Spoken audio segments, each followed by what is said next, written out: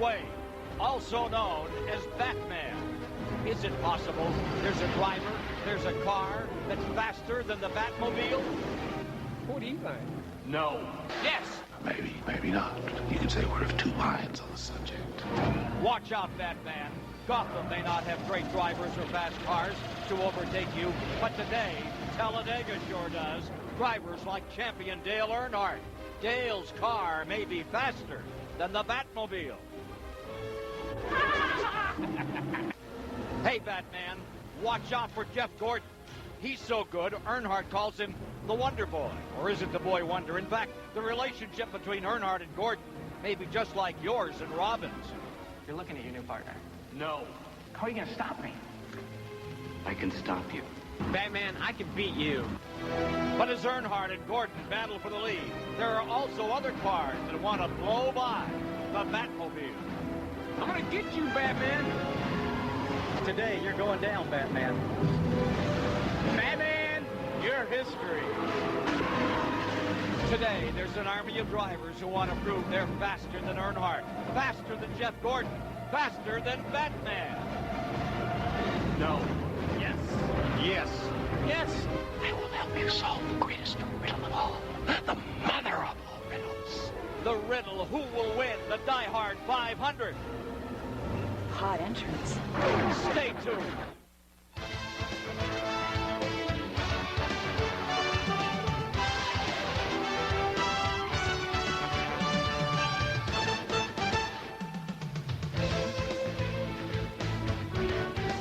At Talladega, Alabama, the man in black, Dale Earnhardt, has been the model of Batman forever for years.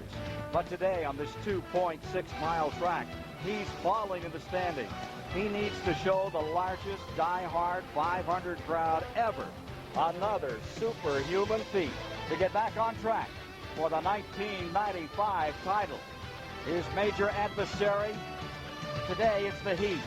Track temperature 123 degrees. And the 23-year-old he calls the Wonder Boy, who's with Mike Joy right now. Boy Wonder Flash Gordon, he doesn't like nicknames, Ken. What he likes is winning. He's done so a league-leading 5 times this year. And Jeff Gordon, you don't look like you've been out here in the 113-degree heat. You look pretty cool so far. What about 500 miles from now? I'm sure I'm going to be losing a lot of weight today, and you know, I got a great crew there that's going to keep me cool today. But you know, we got a great car here today. If we can just keep it up front, stay in that lead draft, I'm not going to let this heat get to me. I mean, it's the same for everybody out there. So you got to be in as good a shape as possible, especially when it comes to these hot races. So I'm looking forward to it. It's the same car in which he won Daytona last month. But filling up his rearview mirror on the starting grid is that sinister black car driven by the 7-time champion Dale Earnhardt. The editor of Stock Car Racing magazine, Dick Berggren, is with him. Thanks, Mike. In the last 5 weeks, Dale Earnhardt has gone from leading the points to 4th. If he has hopes of winning a record 8th championship, he has got to return to consistent up-front finishes. But this place is very hard on engines, drive lines. Big crashes are common. Champ, as you look forward to today's race, what worries you the most? Well, really just the traffic. You know, the restrictor plate racing lends itself to a bunched up bunch of field. So we just want to sort of get out and maybe draft along here with these guys and stay in line for the first part of the race. And if it goes green and the pit stops will catch us right, you know, we can maybe pair off with somebody and get away from them. But just stay out of the group right now. Just stay cool. Try to be there all day. The third man working with us on pit road today is David Hobbs. David? Well, Dick, last week, Dale Jarrett finally broke the ice and won his first race in the 28 car and beat out the young Flash Gordon. Can you do it again and bring your dad to hysterics, counting us to the last laps of this race, Dale? Well, we certainly hope so. CBS has been good to us, and hopefully we can make it 2 in a row. We've got a good car. Just a matter of getting this Texaco Haviland Mac tools forward in the proper place late in the race. There you have it, Ken. You've got to be in the right place at the right time. Well, thank you, David, and welcome, folks, to the 27th annual DieHard 500. We always talk about this as the most competitive event. Consider this. Over the last 10 years, the last 10 DieHard 500-mile races here, the interval between first and second, total 5,000 miles, less than 2 seconds, just a few car lengths. It really speaks to the competition we expect here today, Ned. Yeah, I think we'll see very close competition, Ken. Every time we come to one of the tracks where they require the restrictor plates, and that is Daytona and Talladega, we see extremely close racing, and more so here at Talladega because of the degree of the banking. Sometimes they get a little bit too close here, as we saw yesterday in the NASCAR Busch Grand National race. Coming off of turn 4, a couple of cars touch, and all of a sudden we see a lot of cars getting involved. That car number 6 is a relief driver, Randy LaJoy, relief driving for Tommy Houston, but he's okay. He's in the race today. But I think we can expect to see a lot of very, very close racing. That kind of incident was duplicated another time in yesterday's race. We'll tell you more about it later. Along with Ned Jarrett, we're honored to have the 1974 winner of this race, guy who can really talk about what it takes to win at Talladega. Richard Petty, what about it? Well, really, it takes a lot of concentration here. Like I say, it's so close, it's so hot today, the competition's hot. You know, you really got to pay attention yourself. Here, everybody just runs wide open, taps the brakes from time to time to slow down a little bit. They like to keep that momentum up, and makes it awful, awful close. Thank you, Richard. Special friend of ours, a colleague, is the Grand Marshal for today's race. And now, ladies and gentlemen, for the most famous words in all of motorsports, here's today's Grand Marshal, Chris Economaki. Thank you. As the great Wilbur Shaw first said 50 seasons ago at Indianapolis, gentlemen, start your engines.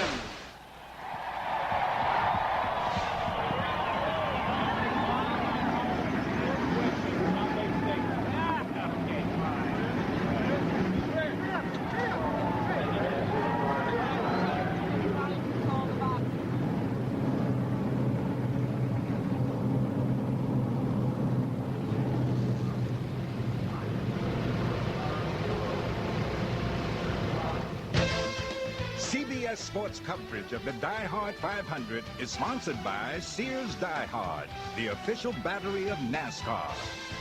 Ford and your Ford dealer. Have you driven a Ford lately? And by AutoZone, the best parts in auto parts. And we're back with you at Talladega, Alabama, preparing for this 27th annual DieHard 500. Take a look at the weather today. Temperature is 94 degrees and rising, and the track temperature, Ken, is 123 degrees. Forecast a little rain later on today. Don't think it'll affect our race. Should get it in. Let's take a look right now at the starting order for today's race. On the pole, the two-time winner of the Daytona 500, Sterling Marlin. A two-time winner this year, Bobby Labonte, starts second. In row 2, it's the point leader, Jeff Gordon, and the guy who won it in '88 here, Ken Schrader. Row 3, the only 5-time winner of this event, Earnhardt, and Ricky Rudd's there.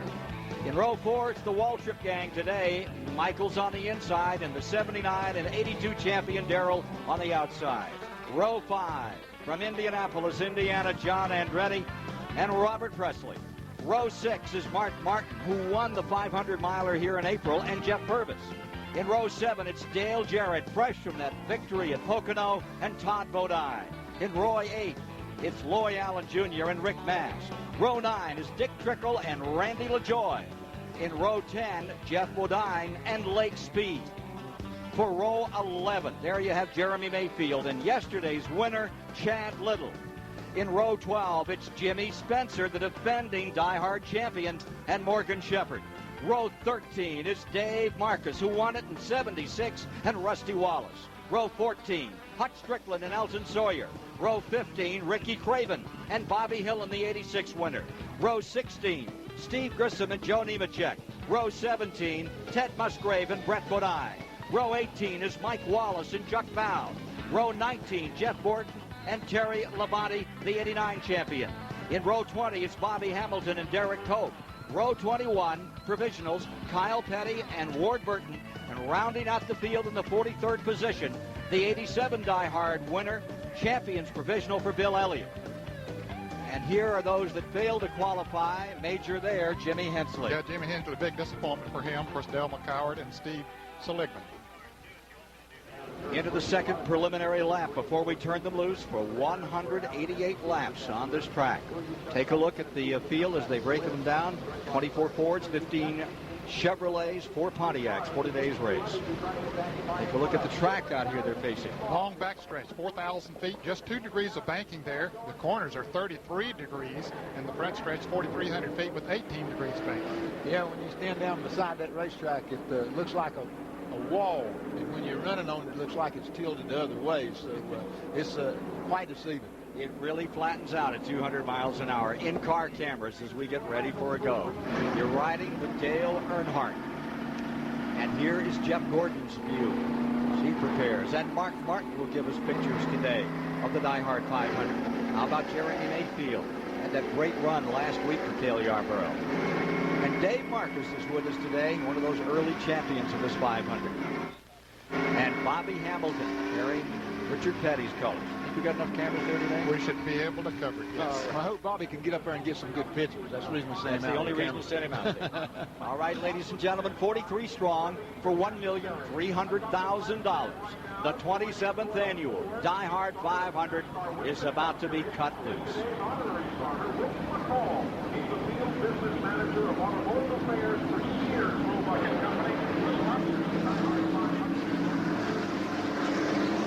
Coming to the line, remember the start-finish line is not in the middle of Cryover, down toward turn 1. We have it. They are off and running. 5 Chevrolets in the first 5 positions. Turnaround from last week when the Fords were up in front 3 positions, and Musgrave started 7th. See Gordon breaking in to make it 3 wide. No, he waits a second on Sterling Marlin into that 4,000-foot back straightaway. Still coming to speed. With these 7-inch restrictor plates, how long to get to full speed? It takes about a lap and a half really to get to full speed. So, doesn't make any difference right now. They're all accelerating together. So, what difference does it make if they run 100 mile an hour or 200 mile an hour? And coming down to complete lap number 1 from Columbia, Tennessee, the Morgan McClure, number 4. Sterling Marlin has the lead for the moment as Jeff Gordon moves in. Gordon closing on him as they come down to complete this first lap. Gordon second. Bobby Labonte third. Earnhardt tucked on the inside and fourth. And then everybody side by side from there back almost to the end of the pack. 2 big 12-car incidents yesterday. Had Darrell Waltrip talking to the drivers here today about being cautious, particularly in the early going. You just have to flat-foot it.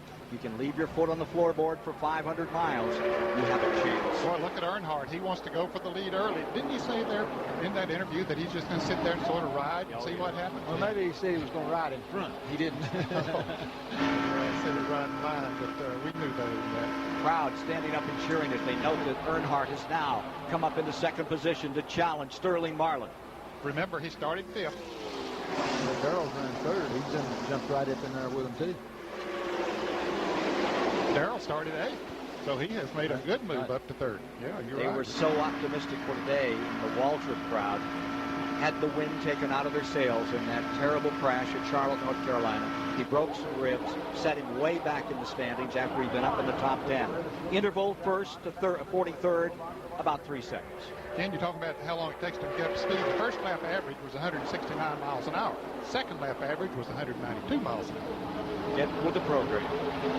From the blimp, watching the commencement of the 500 here today at Talladega, Alabama. 3 wide, Mayfield down on the inside. It's Lake Speed on the outside and sandwiched in the middle of Wood Brothers. Number 21, Morgan Shepherd aboard. Another big cheer as they come down by and put 3 laps in the record book of the 188 to be run. Jeff Gordon gets left in the lurch down to the bottom. Yeah, he might need a little help down there, somebody to draft with him. Bobby Labonte coming up on him there now. Look at Bodine trying to move in the middle here. Jeff Bodine, that's number 7.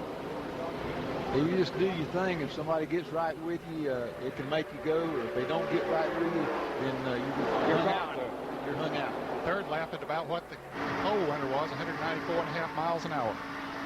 From Mark Martin's view, traveling along a little over 195 here. Average for a lap, 194.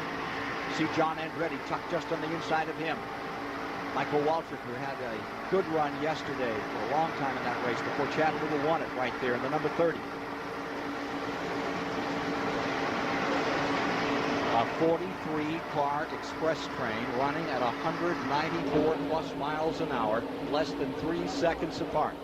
The most competitive racing in the world, Winston Cup stock car racing, and today they're here in Talladega. I think the outside line is the faster one right now. Those down on the inside having a little bit of trouble down there, but the outside line is just gradually moving away from it. So the cars run a little bit freer when they run up in the second or third groove, and they really bind them up, even though a lot of times by yourself is faster down there, but it kind of binds them up when they get in that wind.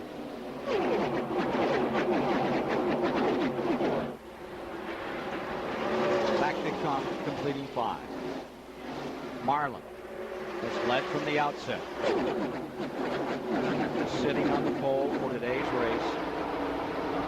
Not a record for the pole, but on these restrictor plates, oil of the lap, his 9th career pole put him there, and a bonus of $120,000 net Unocal money. Now note that Chad Little has switched to the, Jeff Gordon has switched to the outside. He's fallen in behind Schrader. Yes, he saw low line. He saw what was happening there. He knew that he had to get up there in that faster line. It's faster right now, at least. Last lap, 195.6 miles per hour. They're getting on with it now. Schrader starting to work with Gordon. As they come back to the line, you see that car inside the green automobile. That's one of the Leo Jackson entries, and he's had great success here over the years.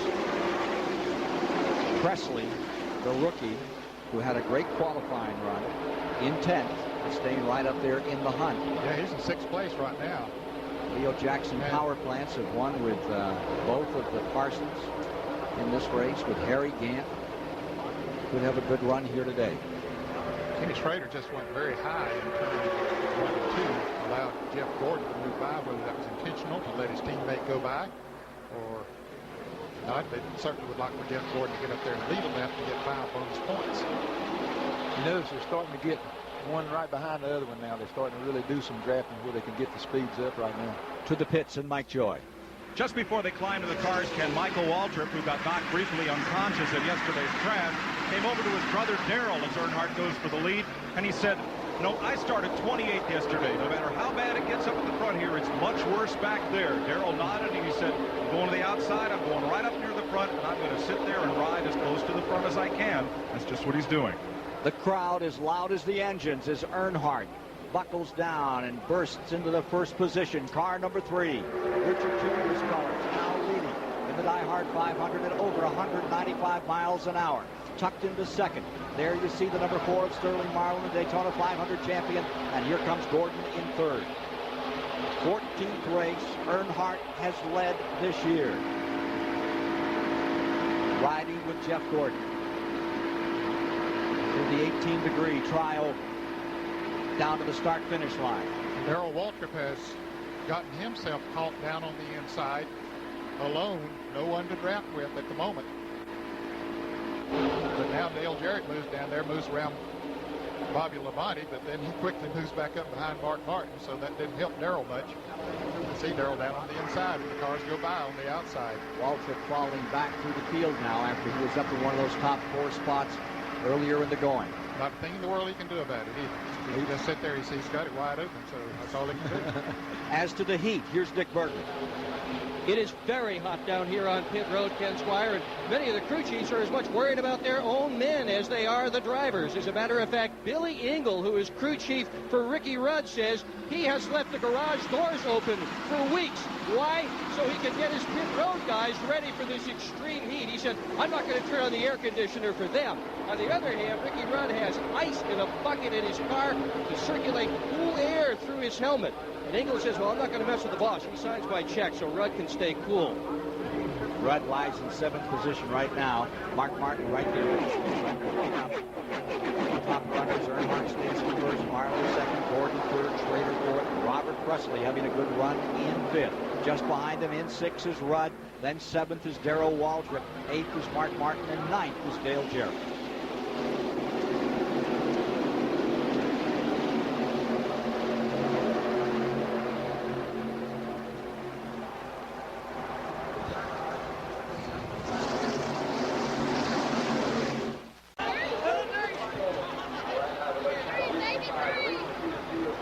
coming back to the line to complete the 12th lap. Everybody up and cheering as Earnhardt, Marlin, Jeff Gordon, Schrader, and Presley come roaring by, and then the rest of the train.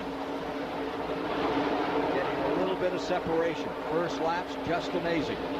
They have one car pulling onto pit road right now. That is Jeff Bodine. Certainly an unscheduled pit stop for Jeff Bodine. Last time this race was won from the pole was back in 90, but it was done by Earnhardt. Bodine getting 4 tires. We mentioned him into the pits, and he was ailing a little bit this week. Had a kidney stone problem. Let's go to Mike Joy. Ken, he got in against somebody. You see the left rear quarter panel there? It's bent. It was bent in on the tire. He felt the tire rubbing, smelled the burning rubber, and at Talladega you take no chances with that sort of thing. They had to come in and make a change. He will lose a lap. What's more, Bodine has a kidney stone.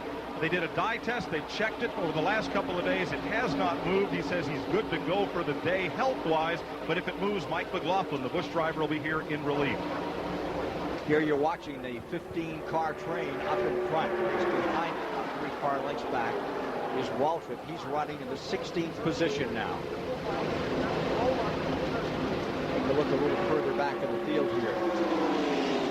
Here's Bobby Hamilton well back, now being shown in 39th position. When you're running 39th out here with that kind of stuff going on in front of you, long day? Well, yeah, it's going to be a long day for Bobby, but he's running just hard as he can go, and all we try to do is just try to keep him up in the same lap, and then, this is a long race.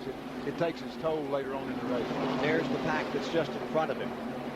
Loy Allen is the wreck car in front of him as they continue to war out here. Yeah, they're in a pack of about 15 cars right there that everybody else is getting away from. Loy has slid back perhaps more than anyone else. He started in 15th position and is now back there in the 42nd position. So here come your leaders, about to complete 15 laps, all green thus far. Great race yesterday. Rex Stroon, however, 2 multi-car accidents. When it was over, Chad Little had his 5th win of the 1995 Grand National season. And here comes Sterling Marlin. He wants the lead again. Trying to take it from Earnhardt. He had it at the start-finish line. Chevrolet's up there in those front 5 positions. First forward is Ricky Rudd back in 6th, Martin in 7th, Jarrett in 8th. Now does Earnhardt, he's on the outside. Does he have the momentum? Now Gordon goes with him. He thinks Earnhardt does have the momentum. Now he don't know what to do. He's going to come back down behind Marlin. He's confused. Don't blame him. You can get that way, can't you, Richard? Very, very easy. You just have to make a decision and stick with it. And some of them are right, some of them are wrong.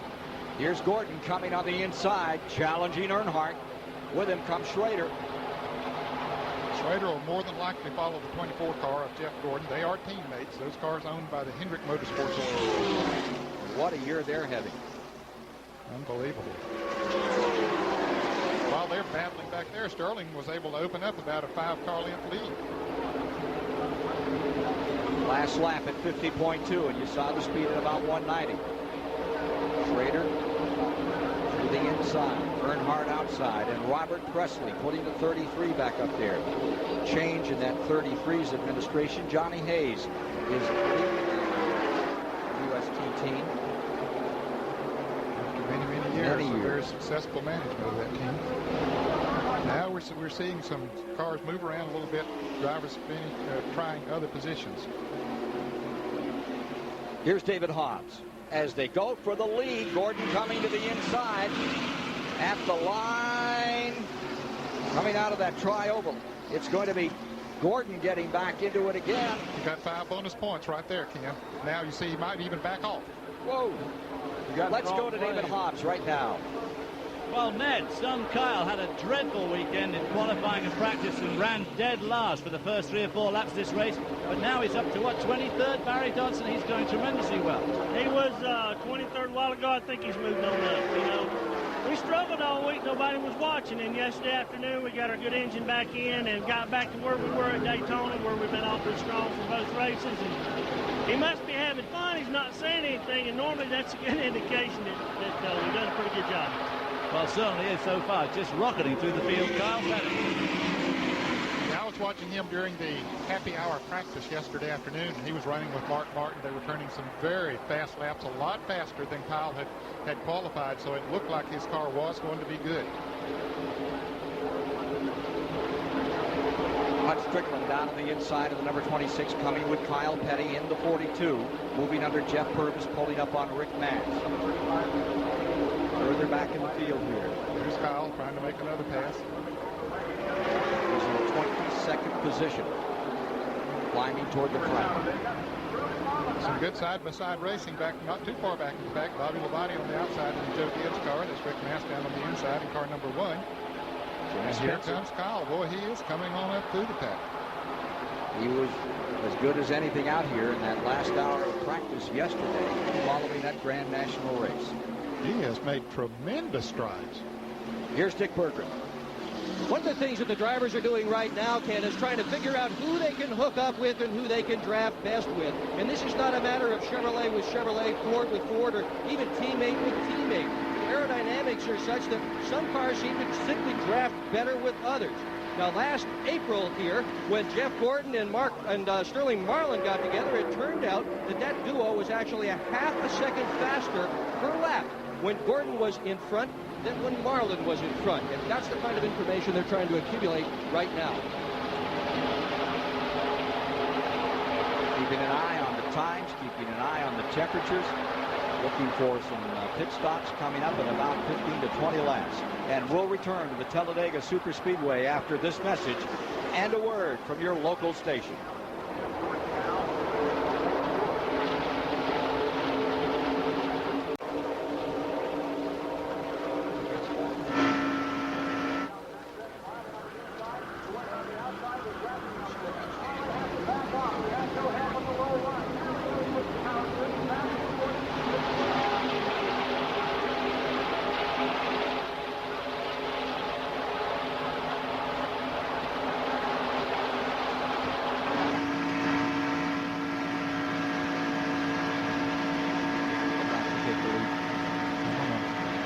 He's about to lose it right now.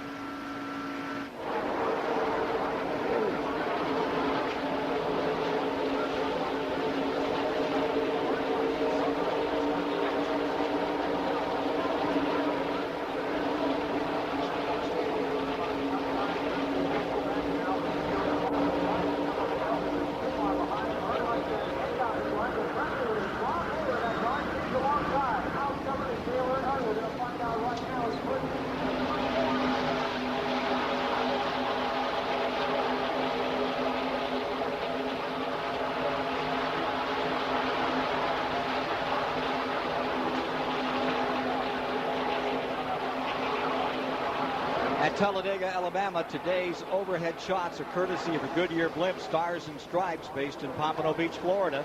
At the controls, Captain Joel Chamberlain from Norwood, Massachusetts. Giving us some great shots of this one. Down here on the track, Robert Presley has moved around Earnhardt, who had grabbed the lead. He went out in front. Now here comes Earnhardt back after it. Only 3 times has this DieHard 500 been won from the pole. Last man to do it was Earnhardt, Elliott in 87, Marcus back in 76. Kyle Petty was in 11th, and look at him on the bottom, still trying to move through. He has just made absolutely tremendous strides up through the field. It's hard to believe that you can pass that many cars in about 24 laps as they're coming to the stripe. He has moved from the back of the field up into the top 6 right now. Tucks right in behind Michael Waltrip going into turn number 1. A couple of Pontiacs trying to hook up together there. Take a look at the running order after 21 of 188 laps. Earnhardt went very high there. Opens up the inside. Here's Jeff Gordon looking for that 6th Winston Cup win of the year. Coming to the bottom and going to first place. Folks, we're seeing that running order there on the screen, but it's switching almost every lap, so that's the way it was a little bit ago. As you note, number 3 staying really high. Presley coming back on the inside. Now here's Mark Martin moving up on the top side of Schrader. As they come to the line to complete lap number 25, all green thus far if you're just joining us. It's Gordon staying out in front. Another driver who has made a lot of moves up through the pack is Jimmy Spencer. He started 23rd, and he's up to the top 10, or was just a moment ago. A couple of cars got by him on this last lap, but last year's winner has been moving up through the pack. See the running order back to the field. See the field on that 4,000-foot back straightaway with Jeff Gordon in front. And in pursuit, Robert Presley. Here's Dick Berger. Well, Dale Earnhardt has been drifting up on the racetrack for the last several laps, Ken. The problem is his race car has gotten loose. Andy Petrie, the crew chief, said he doesn't think it's a tire going down, and he says some other guys are having the same sort of problem. But Earnhardt right now having a tough time staying on the bottom of the speedway. Now, one thing that we're seeing happen here as we ride with Dale Earnhardt there, and we'll see how much he's turning that wheel. It won't be a great deal, even though the car might be a little bit loose. You still don't turn the steering wheel a lot on this type of racetrack and at these kind of speeds. But what I started to say, there are 5 cars that are about to break away a little bit. Dale Jarrett and Kyle Petty were running side by side. Now they have singled out, so they might be able to pick back up on them. One thing you don't want to do is get to running side by side too much, because those running in single file will get away from you. Here's some good side by side racing. Earnhardt into 4th.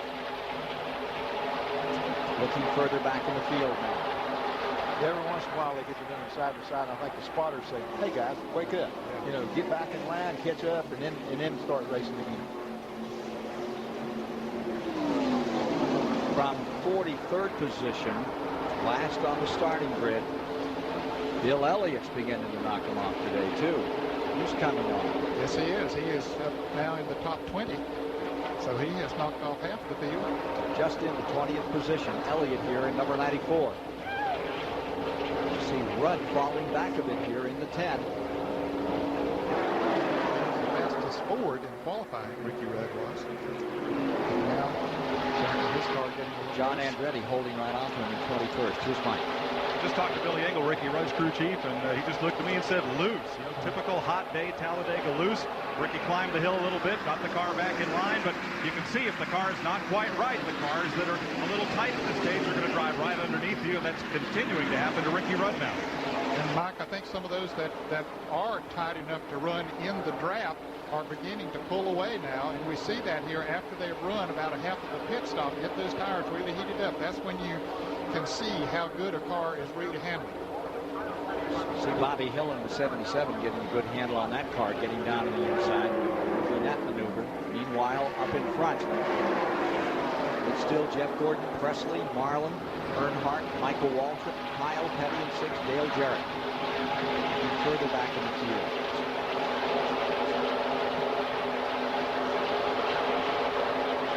Check in on Jeremy Mayfield out here running in the 24th position. Car number 98. They're in the top 10 at Pocono a week ago in the RCA car. And you can see, Jared, there's a lot of traffic as well. There's a lot of traffic just about everywhere you are on this racetrack.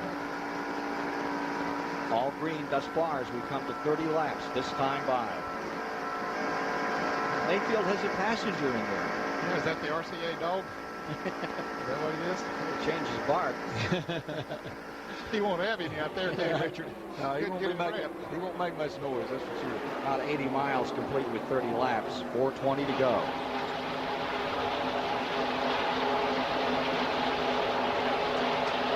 Again, here's Gordon coming back to the stripe. Marlin is pulled back up into 2nd and moving back up a notch to 3rd comes Earnhardt. Presley falls back a bit here. Coming to the stripe.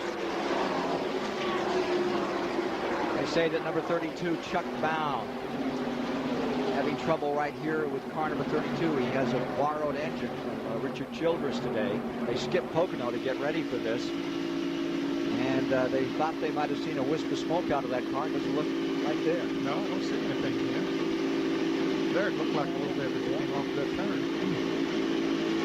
Smoke tires there. That's sort of a strange place really to see smoke as he started off the turn. So Bound trying to get a good finish out of this one. Getting his heart out back in 37th position.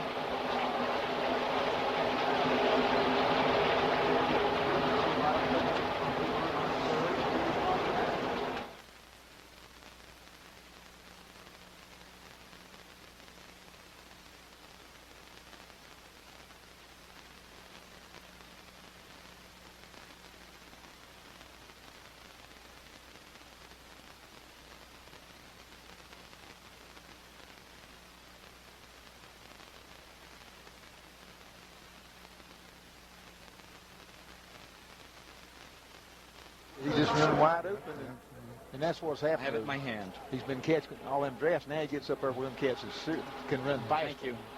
You know what I mean? Can I have just a little more? That's a 6-second part. Okay.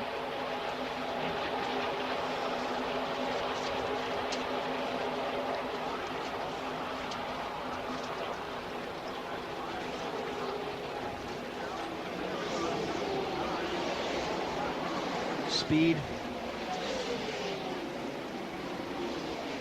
Fast.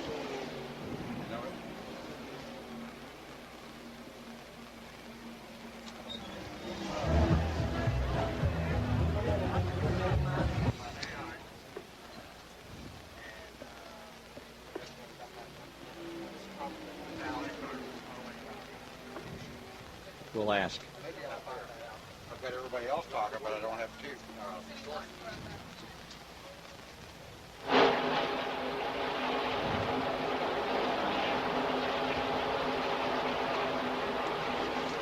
Hey.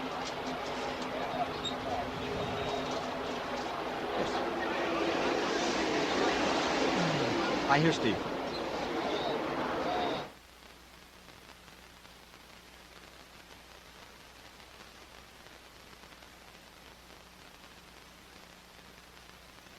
Friday night in Talladega, special evening for Richard Petty, Benny Parsons, and Dale Earnhardt.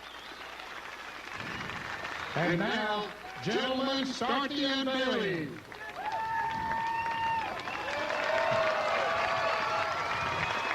Race fans, I present your new 1995 Talladega, Texaco Walk of Fame members, Richard Petty, Benny Parsons, and Dale Earnhardt.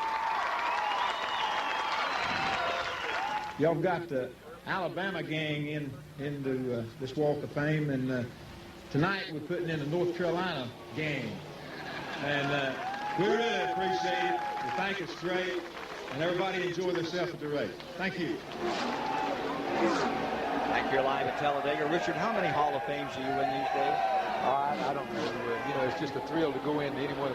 You know, after driving for all those years and stuff, and then somebody just calls you up and they even know who you are, it makes you feel good. So the Hall of Fame deals are really, really neat. Well, the Carolina contingent's now represented by Earnhardt up there in third spot, with Jeff Gordon leading, Sterling Marlin in second. They're working the 35th of 188 laps to be run today in the DieHard 500 in Talladega, Alabama. And they'll have some pit stops coming up before too long here, Ken. I don't know if they can go maybe 40 to 45 laps, somewhere in that neighborhood. Michael Waltrip back there in that fourth position. In fifth, Robert Presley. Oh, and there's Achy Breaky Heart himself, Billy Ray Cyrus, looking on today. Looks like he's listening to the music. Kyle Petty's pits. He's got to be thrilled with the way Kyle has come up to the field. In sixth position right now. And there's the 32. Chuck Bound having problems. Wanted a good run. They took a week off to get ready for this and for Indianapolis upcoming. I guess Bobby wore him out. He kept taking a picture of him there, and he finally gave up. That's a bad break for the former Grand National champion, trying to get this 32 active racing team back together. Well, for a moment we had 9 cars that had pulled away a little bit, but now those behind them have caught up, and we got about 19, it looks like. Yeah. Let's get to Mike Joy quickly. And the fuelers wear the same driver gear, the safety that the drivers do. 3-layer suits, helmet, full fire protection, and a little blower here, a filter and a blower from Chris Rappo on Richard Bostic's helmet, and also that of Chris Dana, keeps them with cool air. And I'll tell you, they end up here, even with all this gear on and that fresh air, they're cooler than we are. Is that what you want? We can get you one of those. I'll try it. Dick Bergeron. Well, an engine builder will tell you that the thing that makes horsepower is running air through it, and if the engine is unrestricted, this is what the top of the intake manifold looks like. 4 holes are there, 1 3/4 apiece. With these 358 cubic inch engines, you can generate about 710 horses. NASCAR decided, after Bill Elliott cut a 212-mile-an-hour lap here at Talladega, let's choke the engine down. And this is a legal NASCAR restrictor plate. These holes are only 7/8 of an inch diameter. They cut the horsepower down to about 450. Only about 25% as much air flows through the engine with these restrictor plates. Slows the cars down a little bit, but boy, we're running 195 miles an hour today. Doesn't slow them down much. And where they take away, they try to get right back. As you watch Kyle Petty working on the inside. Looks like Elliott's car down on the bottom. Yes, Bill Elliott has caught the front pack. And he's coming. He's up to 14th. I tell you, Labonte's right with him there, too. He started right in the back of the racetrack. That's Terry Labonte. He's right back up to the front. They come by, complete 38 laps, 101 miles down, 399 to go. It's been all green thus far, and they're pulling up on Martin. Pulling up on Martin. Martin running in the 9th position. Take a look at the interval right here. There you see Martin. Well, there's Jeff Bodine. They put him another lap down. When he came out of the pits, when he had to make that unscheduled pit stop, he lost a lap in the pits, but he had nobody to draft with. He's just sitting out there running by himself. So now, unfortunately, now Jeff finds himself 2 laps down. Yeah, he's had such bad luck and did it Loudon. Had as stout a car as there was up there, the Paul Andrews crew.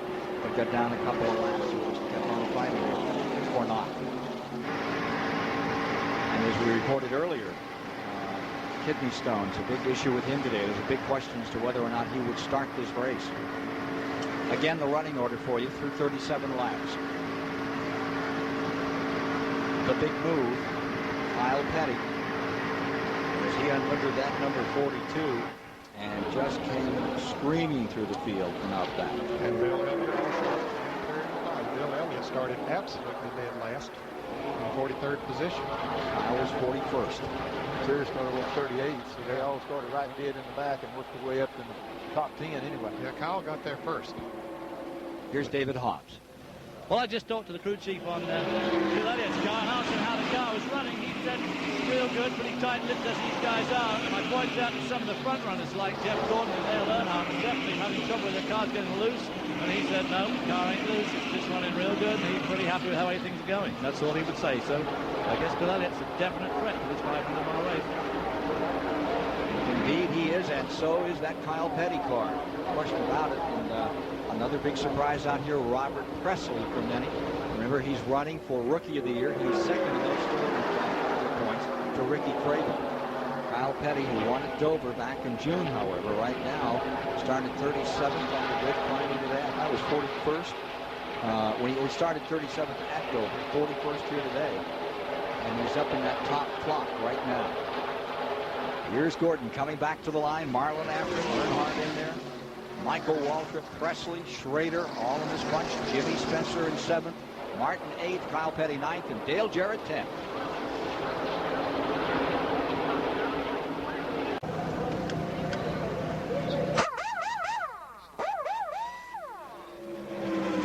At Talladega, Alabama, the running of the 27th annual DieHard 500.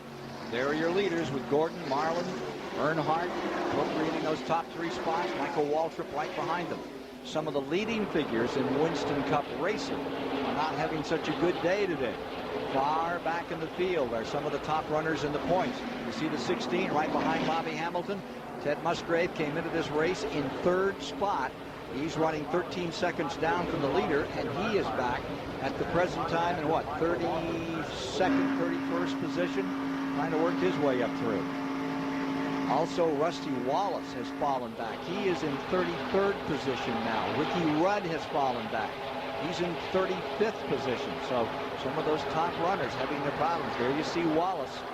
These big super speedways and this restricted place racing has never much favored Rusty Wallace. Certainly haven't, and it's strange to figure out why. He goes into them with a lot of optimism, but it just doesn't work out for him. I don't know what the problem is. Rusty Wallace can drive these type racetracks. I don't think there's any doubt about that. Back pit side, here's Dick Berggren. Well, the wheeling and dealing on pit road has begun, Ken. Tony Glover and Andy Petrie have just had a conversation and made the decision that they will pit together. When Petrie's car, driven by Dale Earnhardt, comes in, they're going to change the air pressure, bump up the rear spoiler, and try to get rid of the loose condition that car has got. Meanwhile, Steve Neal has been walking down pit road trying to find somebody else to pit with. I think he just found him. He just walked away from Jimmy Maycar and nodded. Mike Joy. Thanks, Dick. Rusty Wallace has been talking to his crew on and off, but only about minor adjustments. A little half a pound more air in the right front, half a pound less in the right rear when they make their change, as Jimmy Spencer is the first of the cars in the lead lap to pit, and Ricky Rudd is due in shortly. Remember, Wallace started way deep in the field, and I think it just wanted to ride there and sort things out before making the move maybe after this round of pit stops, Ken. I don't think there's anything very wrong with Rusty's car. All green thus far. They're working lap number 47 as they begin these pit stops. At lap 40, we have a new track record. The old mark of Dale Earnhardt, 191.328 is the 17 car. Waltrip is pitting. The old mark of 191 has been erased. The new record is a 192.4. That's 192 miles per hour over the first 40 laps, approximately 106 miles. The new record belongs to Jeff Gordon, who now has led 17 of the 18 races this year. Is that Darrell pitted? Got some trouble? Got the hood up on his car. Waltrip had a great start today, ran up in those first laps with the top 5. Now with the hood up. See Bobby Hamilton in as well. You see Musgrave coming in. That's Grissom right behind him. Nemechek is in. And we'll see the leaders coming in. And we understand that Jimmy Spencer was too fast on his exit from the pits. He'll have to come back in for a stop and go. Boy, that's going to be expensive. That's a long way down here. Okay, here come the leaders now. The leaders are coming in. All of them. Let's see who stays out. Pick up 5 points. Bobby Hamilton made his pit stop. Spencer coming by. Bill Elliott. And Bill Elliott will be the leader. Here's Mike Joy. Scheduled pit stop for Jeff Gordon. Wipe of the windshield. Rick Mast in right behind him. Mike Trower, Chad Nouse doing the right sides. Andy Papanevis getting the gas in. One can is done. Routine stop for Gordon. Down to Dick Bergman. It'll be 2 tires for the number 4 car, Sterling Marlin. Also only 2 tires for Dale Earnhardt, who beats Sterling Marlin out, but Jeff Gordon passes him on pit road. And there's a tire rolling across the track. Michael Waltrip, Dale Jarrett, and Kyle Petty all get by. It's out in the grass now. It's okay. Here's Mike. Ricky Rudd finishes up his stop. He complained of being very badly loose. All they did was bump up the spoiler, and it looked like they made some changes on the air pressure to Ricky's car. Otherwise, a routine stop to get tires on it. And looking at the tires that came off that car and that of Jeff Gordon, everything looks fine and rather routine thus far, Ken. You see the number 40 easing down on the pit road. That's Randy LaJoy. There's some kind of problem. Sure does. Randy LaJoy had a big problem yesterday. Yeah. Number 6 at Tommy Houston up on his top. This don't look quite as bad as it was yesterday. Boy, Jeff Gordon beat Earnhardt and Sterling Marlin out of the pits by quite a bit. At least on the racetrack, it's showing up to be quite a bit. However, as the cars behind them get hooked up together in a draft, they'll pick them all up and they'll all be running back together in about 10 laps. Elliott has made his pit stop. Let's get down to Dick Burton. Well, Randy LaJoy's problem, Ken, was that he just couldn't keep that car running going down pit road. It stalled on several occasions, but he seems to have it going now. Shouldn't have much problem keeping that thing going. That's one of 6 cars here running by Hendrick engine. Pit stops continue on pit road. Sort out on the racetrack shows Bobby Labonte currently as the leader in the event. Jimmy Spencer has been black flagged, as you reported a few moments ago. John Andretti is unofficially up in the 2nd spot, and Hut Strickland has been shown in 3rd. And Bobby Labonte is now coming out of the pits after his service, so Jeff Gordon should be the leader. With Andretti right with him. Right behind him, yeah. The cars were running in 1st and 2nd, so we should have just about gone through the entire cycle and come back up with those original leaders. 8 lead changes among 5 drivers thus far in the running of the 27th annual DieHard 500. No cautions today.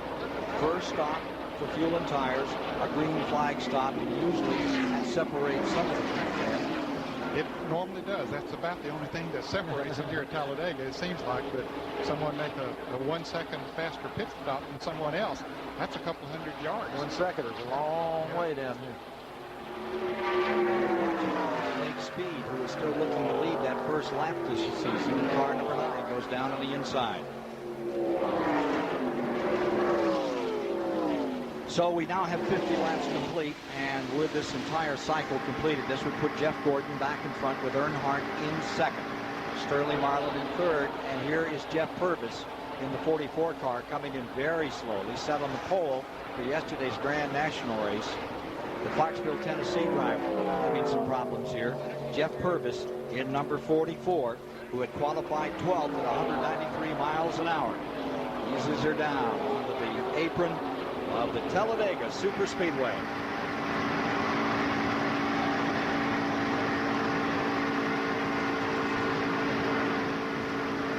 And what's fixing to happen?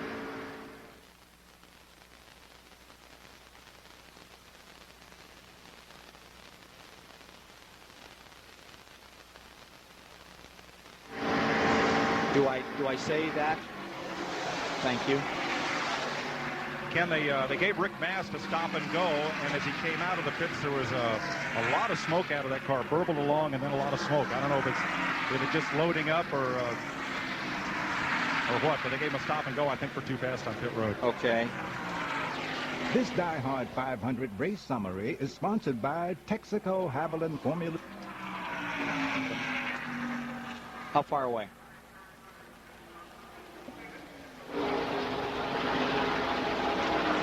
Jeff Purvis to the garage.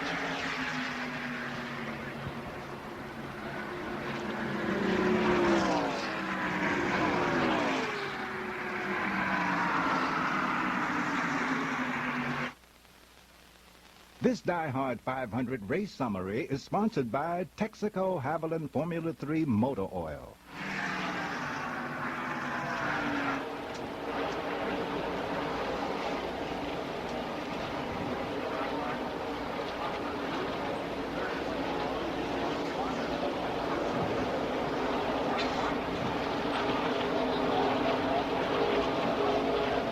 Okay.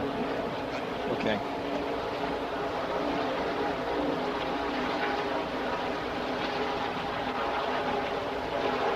How many miles are you showing on that leaderboard? On that?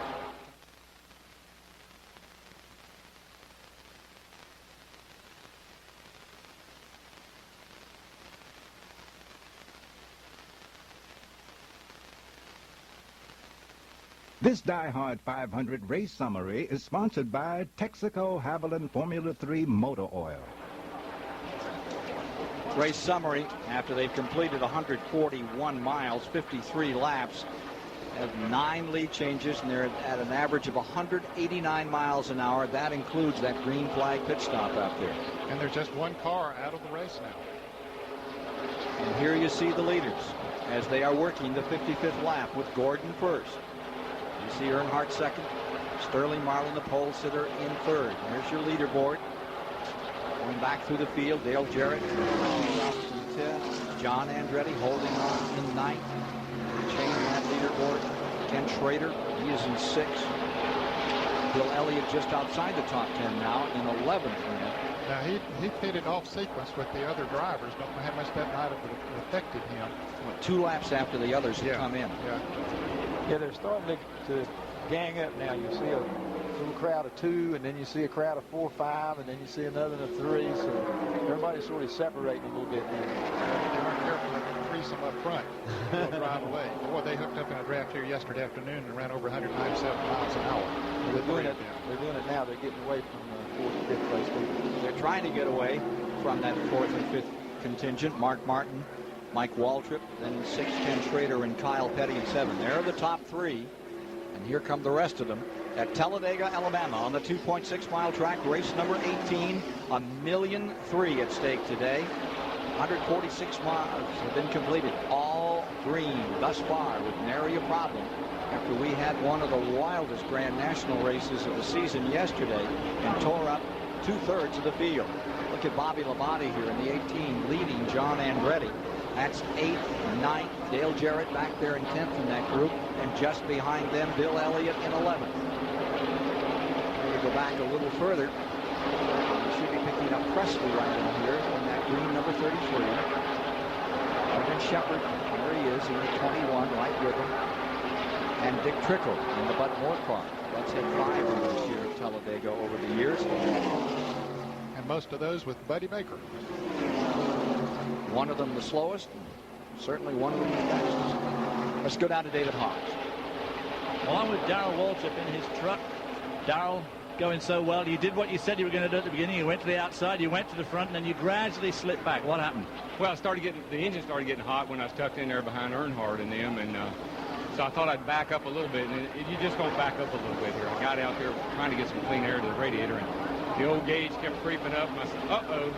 And finally, the old Western Auto Chevrolet burned a piston, I'd say. But we were coming back. I said, well, it's burning down, and I might as well run the wheels off of it until it lets go, because I knew it would. We had it too hot. But I had a safe day. I was worried about that long. Had a safe day, and we'll be back. We're having some rotten luck right now. We've got a great race team. We'll be back. You had some pretty strong words to say in the drivers' meeting this morning about yesterday's carnage race. It looked pretty safe to me out there today.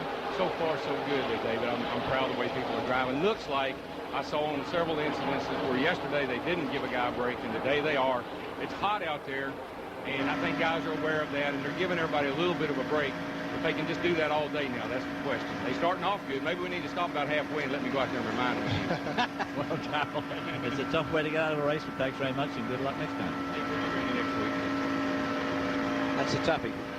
The wind out of their sails from Charlotte. And it looked today as they started that they were going to get it back together. Most green flag laps at the outset of a race at Talladega, 159 back in 1985. Well, did not appear that day until there were less than 30 laps to go, about 29 laps left in that one. They're off to a great start and they're breaking records at the present time. Here you see the 9 and the 5 car further back. That's 15th and 16th, and with them Strickland in 17th. Lake Speed, Terry Labonte, Hut Strickland running 15th, 16th, and 17th, and down from the leaders. I'll give you an interval on that. Before we do that, let's get a check on Hamilton here. See how your guy's doing out there. Yeah, he's running with a bunch of pack, a big pack right there. He was up in front of them because they made a good pit stop and got out in front. Then these boys all caught up with him. So he's back and forth. And just, in fact, this whole crowd, there must be about 8 or 10 of them in this particular crowd. They all run about the same speed, which is not too fast right now. Right behind Derek Cope. So up to 26. Been back in the 30 group for a while. Comes Bobby Hamilton. You see Rusty Wallace down there scooting up through on the inside. It's kind of interesting there from time to time. See, now he gets a good running start, and then there's no place to go. Of course, there is. It's like he's going to make a 3 or 3 start. How much of a move to come up like that around the 12? How much you're just running wide open. He didn't have to make any real big turns there because the 12 car moved over a little to give him the whole racetrack. So, you know, like Darrell said, right now they're all working together. They're just trying to survive everything for a while, and hopefully they'll continue to do that. They're about 6/10 of a lap behind the leaders, and right now the leaders are coming up on some cars that were running in the lead pack before those pit stops. Jimmy Spencer, Rick Mast were right in there. They were in the lead pack. Both of those drivers were penalized for going too fast on pit road, had to come in for a stop and go, and now they're about to go a lap down. And as you see them come out of turn number 2, working the high side is Gordon and Marlowe. Down on the bottom of the racetrack, Earnhardt digging out there. That's 35th place that Mast is running in. So still a lot of cars in the lead lap, but several of them being taken care of here right now. Working through lap traffic, Jeff Gordon, the leader, trying to extend that 106-point Winston Cup lead. Trying to take it back a little today, reel him in. Earnhardt going for that 8th national championship, tied with Richard Petty at 7th. Spencer pulls high, way up to the wall. Those front 3 go blazing through, and we'll return to Talladega after this message and a word from your local station.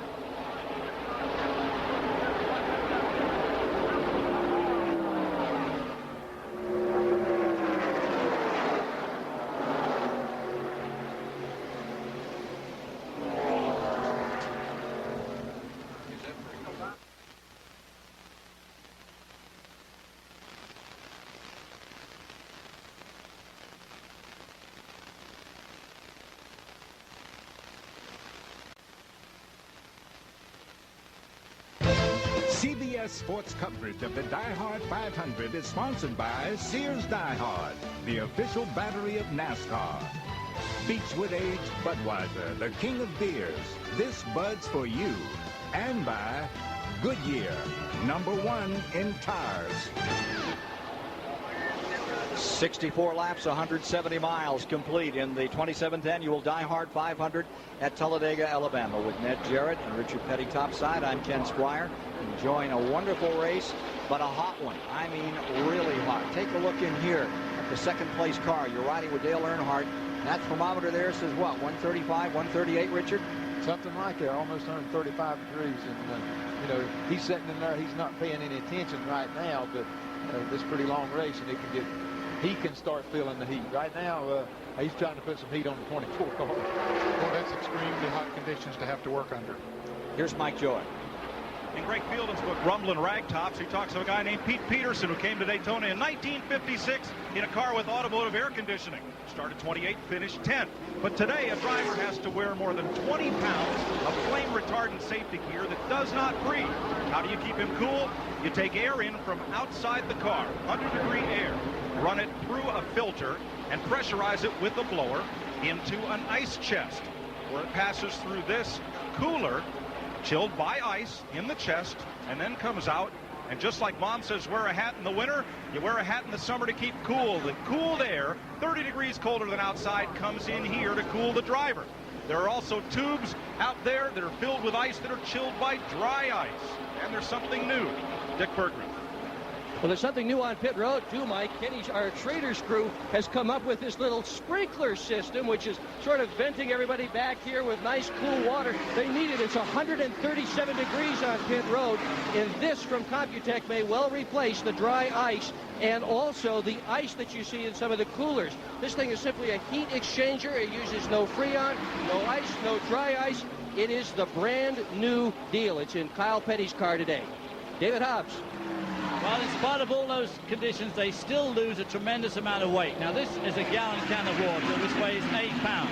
All of these drivers during the course of this 500 miles race will drink at least this much fluid. So, in theory, they add about 8 pounds to their weight. In fact, they'll all lose between 10 and 15. John Andretti tells me he'll lose 10 pounds. He only weighed 140 pounds to start with. So, altogether, these guys are going to lose about 18 pounds of weight during this 500. That takes a lot of energy, and it takes a lot out of a driver, and it takes a lot of concentration to overcome that sort of loss. Richard, you were always a string bean, but how much weight would you lose in an event like this? I used to. I weighed about 190 pounds, and I'd wind up weighing 175 pounds when the race was over like this. It wasn't nothing to lose that much, and then, you know, the middle of Monday, you'd have it all gained back. But strictly, you know, the deal of being dehydrated, that's what it's all about. Let's take a look at the weather here today at Talladega for you. Temperatures popped up to 97. We started, what, it was 93, 94, Ned? Right. We're still continuing to rise. Ricky Rudd just had a problem. He slowed his Tide Ford going down into turn 1 down on the inside. Rudd had dropped all the way back to the 25th position. Here come the leaders. Coming back to the stripe another time, and hanging at the back of him is Lloyd Allen in the 19th. I believe he is indeed a lap down in 30th position. Lloyd Allen with new sponsor, and there is Ricky Rudd in trouble, and ready to bring that one in. Too much luck here at all for Ricky Rudd. Yeah, if he can make it back, because he's behind go down the backstretch right now, not running too fast. He might go all the way back into the pits. Qualified so well, had a 6th position in the starting grid here for this race. Looking for that 16th win, currently tied with Terry Labonte and Mark Martin in the all-time win list back to 32nd. Looking for a good run today, but it's not his. Mike? Talking with Billy Engel, Ricky Rudd's crew chief. What happened to it, Bill? Ricky said it felt like it burned the piston. He said all that park throttling from having to drive the thing, you know, with it loose, he couldn't stay on the mat like you need to here to keep the fuel in there to keep everything cool. He said he felt like it burned the piston. We're on the way to the garage area now to see what's wrong. So here, even if you can't run wide open, you have to. Yeah, if you can't, you're going to burn a piston if you don't. And he did. And that's what Richard Petty said at the top of the show. Said you keep your foot on the floorboard, and if you have to slow down, put your foot on the brakes, but still keep your foot there wide open. Do as much as you can. If that car gets loose, it's kind of hard to push all them pedals to the floor. Yeah, you're want to lift on that accelerator. Old-fashioned pipe organ out there. Sort of a reflex. See Mark Martin. He's caught back up again with those leaders. He's running in fourth. The first four Gordon, Earnhardt, Marlin, Chevrolets are first, second, and third. Martin is in fourth, and you're riding with him now. There's a lap car between him and Sterling Marlin, and there's Ricky Rudd back in the garage area. Bad day for Ricky Rudd and his own team. The leading Pontiac right now is Michael Waltrip. He's in fifth position with Ken Schrader in sixth, and then Kyle Petty's Pontiac has come to seventh. This is with 71 laps now complete. And nary a green flag, 188 miles now. Good run. Yes, it is good run. And they have gotten sort of scattered out a little bit now. The lead pack, there's still 7 cars in the lead pack. And then it's a pretty far piece back to Morgan Shepherd, who has moved up to 8th place. They're about 12 seconds behind the lead pack. And following him is Dick Trickle in 9th. Dale Jarrett stays in the top 10. Bill Elliott in 11th. John Andretti having a good day in 12th. Bobby Labonte 13th. Robert Presley 14th. Blake Speed 15th, followed by Terry Labonte, Hut Strickland, Todd Bodine, and Steve Grissom in 19th position. Here are your leaders. This Jeff Gordon, what a season he's having on these super speedways. He's dominated in the competition this year. He has led 4 times the laps of anyone else. Coming into this race on super speedways, he had led 1,397 laps. Earnhardt was second. He had led 285. Doing a pretty good job today of leading laps, too. Got a new speed record out here. Going through, what, 70 laps, Ned? 190.378. The old record was 182.2 miles an hour. 1971, Pete Hamilton out there in Richard's car. I think he was in the Cotton Owens car at that time, 71. Okay, let's go down to Mike Joy. To David Haas. Ricky Rudd out of the race, disappointing. You were running, sort of getting near the back there. What was happening with the car? Well, we had moved our way as far as up front as close as 4th, and the car got real loose, and told Bill we're just going to wait till we get a good yellow flag and work on the car a little bit. We'll go back, drop back, get clean air, and we'll come back later. And then it burned a piston in the motor, but I really blame that on the problem we were having in the corners. When you have the partial throttle, one of these restricted motors, they'll run real lean on you and end up burning a piston and knocking us out of the race. So really the handling problem developed the problem with the engine. Okay, thanks very much for your run. Bad luck. Long afternoon for Ricky Rudd. Ended short at 72 laps. Working the 75th lap at the present time, getting close to 200 miles.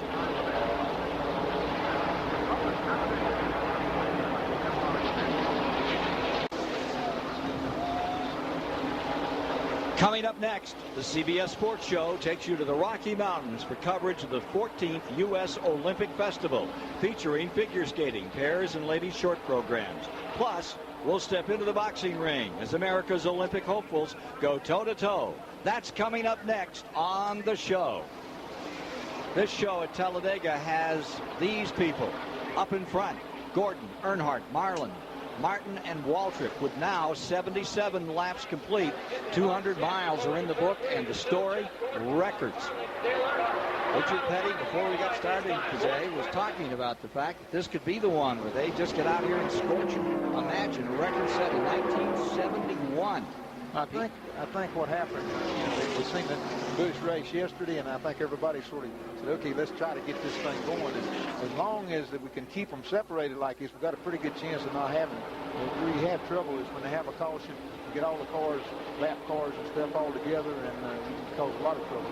Ned, look at that high line that Earnhardt continues to play with on the outside, as now he was working the bottom a few laps ago. If you notice, Earnhardt runs the high groove.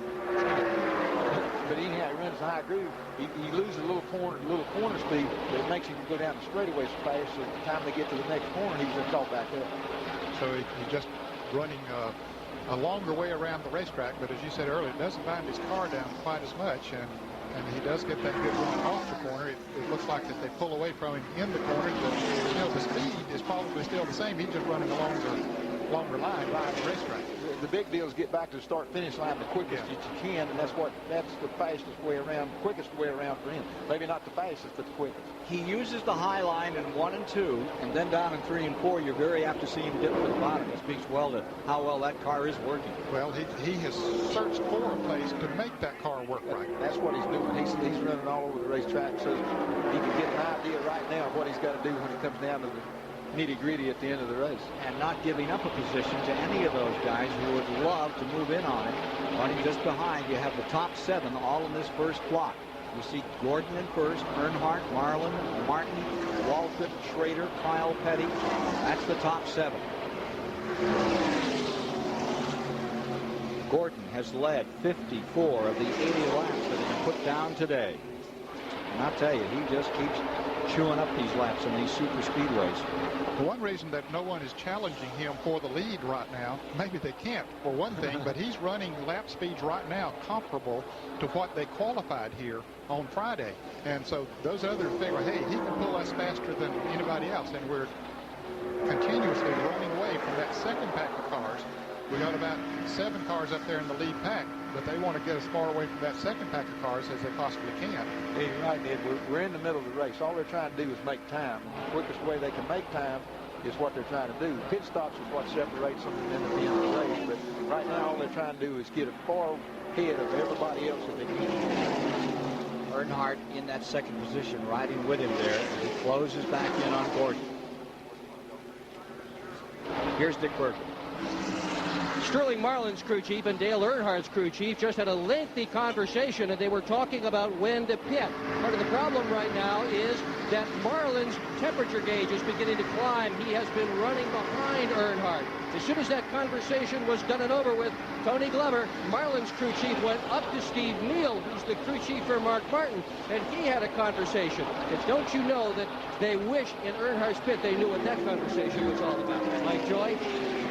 Well, I'm with Ray Evernham. He's Jeff Gordon's crew chief. And, well, you're pitting up here in Tennessee. Everybody else is down in L.A., Lower Alabama, and they're trying to cut a deal on when to pit. But you're not talking to anybody about a deal, are you? Well, you know, you can't be like everybody else if you want to beat everybody else. So we just thought we'd try a little bit different strategy today. And run your own race?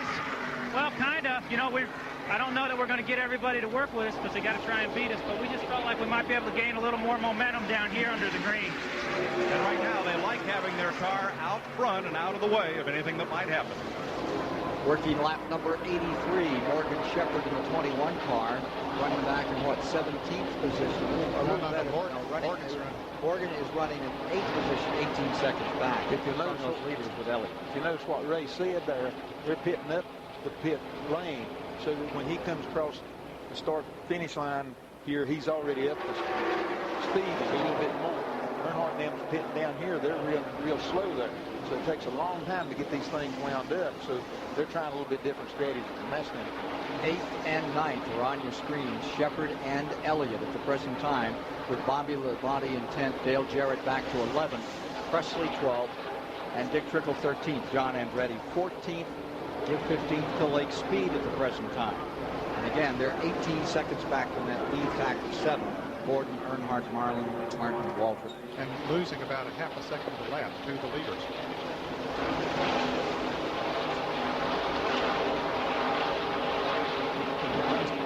Earnhardt has taken the lead.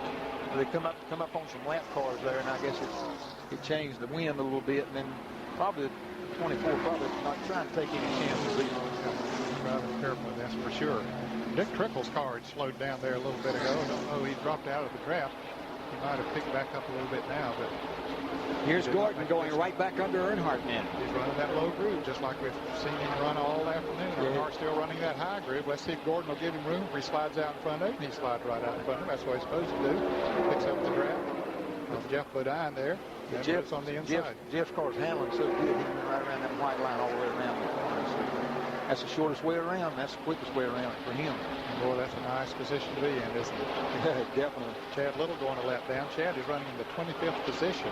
So now there'll just be 24 cars in the lead lap. Brett Bodine is right there. He's about to go a lap down. Brett is running in the 24th position. And we'll be back with more at the DieHard 500 after these messages.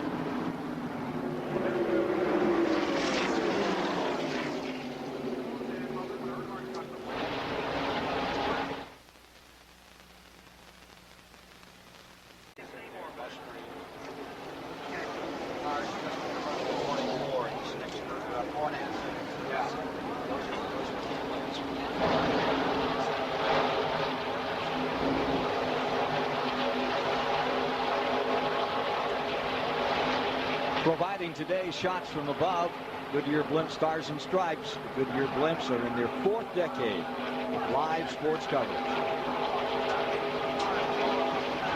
And it's flying over Talladega, Alabama in the DieHard 500, where right now 23-year-old Jeff Gordon, in search of his 6th win of the season, is just barely out in front.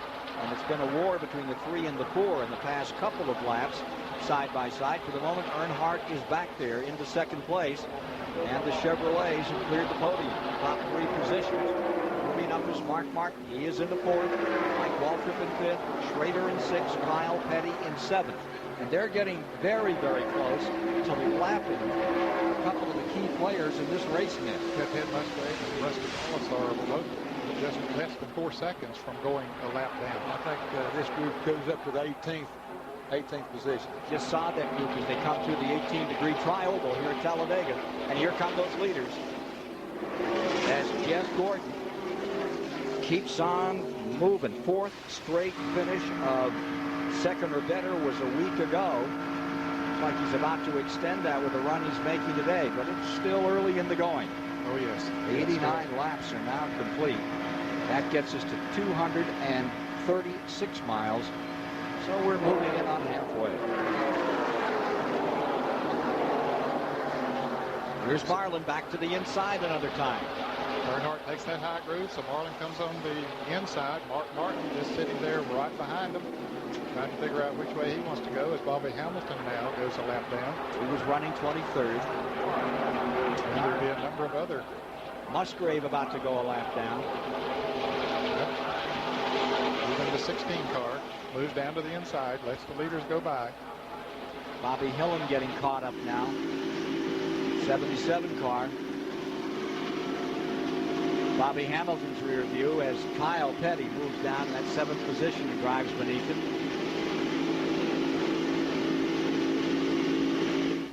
Brett Bodine. See where he's running today. Back in 24th, I believe. Yes, he went a lap down a few laps ago. Rusty Wallace just about to go a lap down. Getting a little crowded right there. Yes, it is. Very crowded. Now, this is where Earnhardt so many times can pay off. He loves to run in traffic, and here he is. Wallace on the inside, Earnhardt in the middle, just in front of him. As they come along, Todd Bodine up on the outside, and that's Mike Wallace on the bottom. At 190 miles an hour, switching positions, and here comes Earnhardt looking for the lead again. Do they have at 190 miles per hour Gordon in the box? Bodine's been in front of him for the last couple of laps, kind of slowing him up. At average speed has picked up to over 191 miles an hour. Looks like we've broken another record here today. Yeah, Davey Allison now had the record at 178 miles an hour back in 1991. Let's go to Dick Berggren. Ken, as we get ready for the next round of pit stops, let's take a look at an earlier Jeff Gordon pit stop from an earlier race. So we're going to slow it way down for you so you can see what it looks like in slow motion. Now, they're only allowed 7 men over pit wall, and you can see the shadows of the 7 men. They're getting ready to go over. Gordon comes in now on the right side. The jack man, Barry Buse, he has got the jack under the car. Nick Trow and Sean Parker hit the right side tires, while on the left, Tim Smith loosens the left side tires. Muse is going to cross over the front of the car. Here he comes with the jack to get the left side up. The grill is clean. The windshield is wiped. All by men who never cross over the wall. Only 7 are allowed over. Mike Belden adds 22 gallons of gas. And when Muse drops the jack, it's going to be time for Jeff Gordon to go. And there he goes. Wow. What you just saw in 35 seconds was done in 17 seconds in real time. Well, they're getting ready, what, another 15 laps? 20? I would say, yes, another 15 to 20 laps. And we're up toward halfway. Bonnie. Getting to halfway this time through. Coach just on pit road. He's making an early pit stop. Looks like they're just changing tires. Coming to halfway this time by. Derek Cope back to 1 lap down on pit road. Early stop and away. Meanwhile, here are the leaders. Gordon staying first. Marlin, the number 4, up on the outside, trying to put a lap on Todd Bodine. They'll get the halfway signal. then this time by, the halfway signal will be coming up. Mike Waltrip, Schrader, Kyle Petty stabilized up in front in those 7 positions. Yes. Holding their hands right now. I think they're content to be running in those positions and following Gordon along because he's pulling them at a very fast rate. He didn't even set records every lap. Bodine was leading a little pack of them there, and then when the fastest come by, he jumped right in there. So he's taking advantage of the draft of the fastest horse. That's Todd Bodine. Todd Bodine running in 18th position, 1 lap down. Lap on Nemechek. 4,000-foot back straightaway. Pretty easy getting into that 3rd turn under Richard. Well, yeah, it's not that bad. This whole track is so wide that, you know, if the car's not handling real good, you can just use more of the racetrack and then still run wide open. It's fairly smooth at this speed.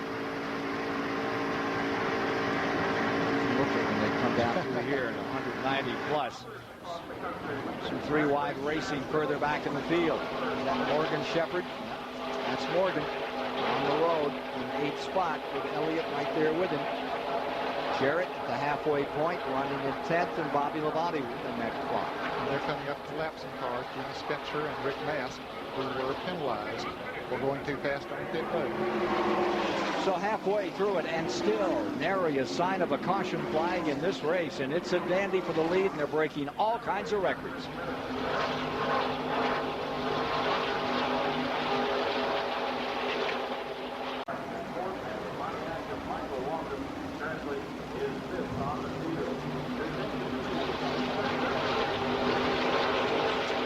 Okay.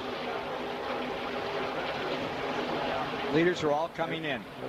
All the leaders are on pit road.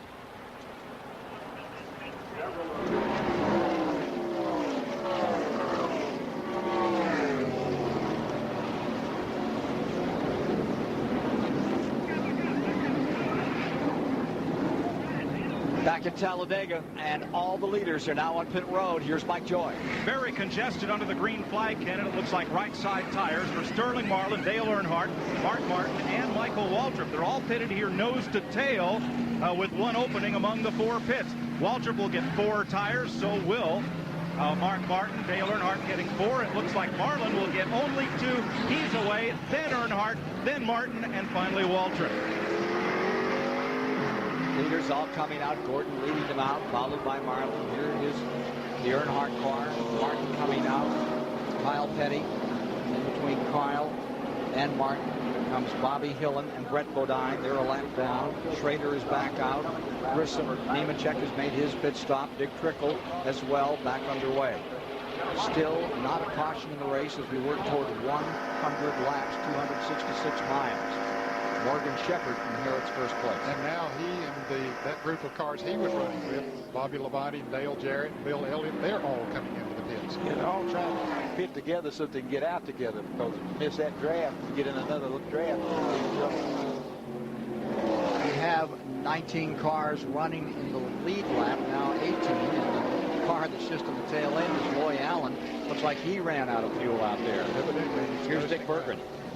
Dale Jarrett has just come into pit road, and this worked as expected. He tried to pit with Bobby Labonte. In fact, did pit with Bobby Labonte. Jarrett has to swing real wide to get by Randy LaJoie, whose car had stalled on pit road. Saw Bobby Hamilton just coming out. He had run that car all the way lean and had to coast in. Went down another lap. Car 43, he's back underway. Too fast on pit road because he come back in and made another pit stop. That's what happened. He got caught coming out a little too quick. So Gordon has taken the lead back once again with Sterling Marlin still second and Earnhardt third after this round of pit stops. Martin fourth, Kyle Petty up to fifth, and Mike Waltrip falls to sixth. He completed 99 laps at the DieHard 500. 27th go here on this 2.6-mile track. And the story has been Gordon versus Earnhardt, with Sterling Marlin up there to mix it with him from the outset. Gordon once again on the green flag pit stop got an advantage over the others. He got out fast, had a good run going as he came out of pits, as Ricky Petty pointed out earlier. But the others will hook up together in a draft, and they'll run him down pretty quick. Let's take a look at our Goodyear race summary now as we come to 100 laps. Give you the halfway look of the race after 261 miles have been completed. 5 different leaders, and lead changes stay at 11. Not that many. It's still a good race. It's been a good race.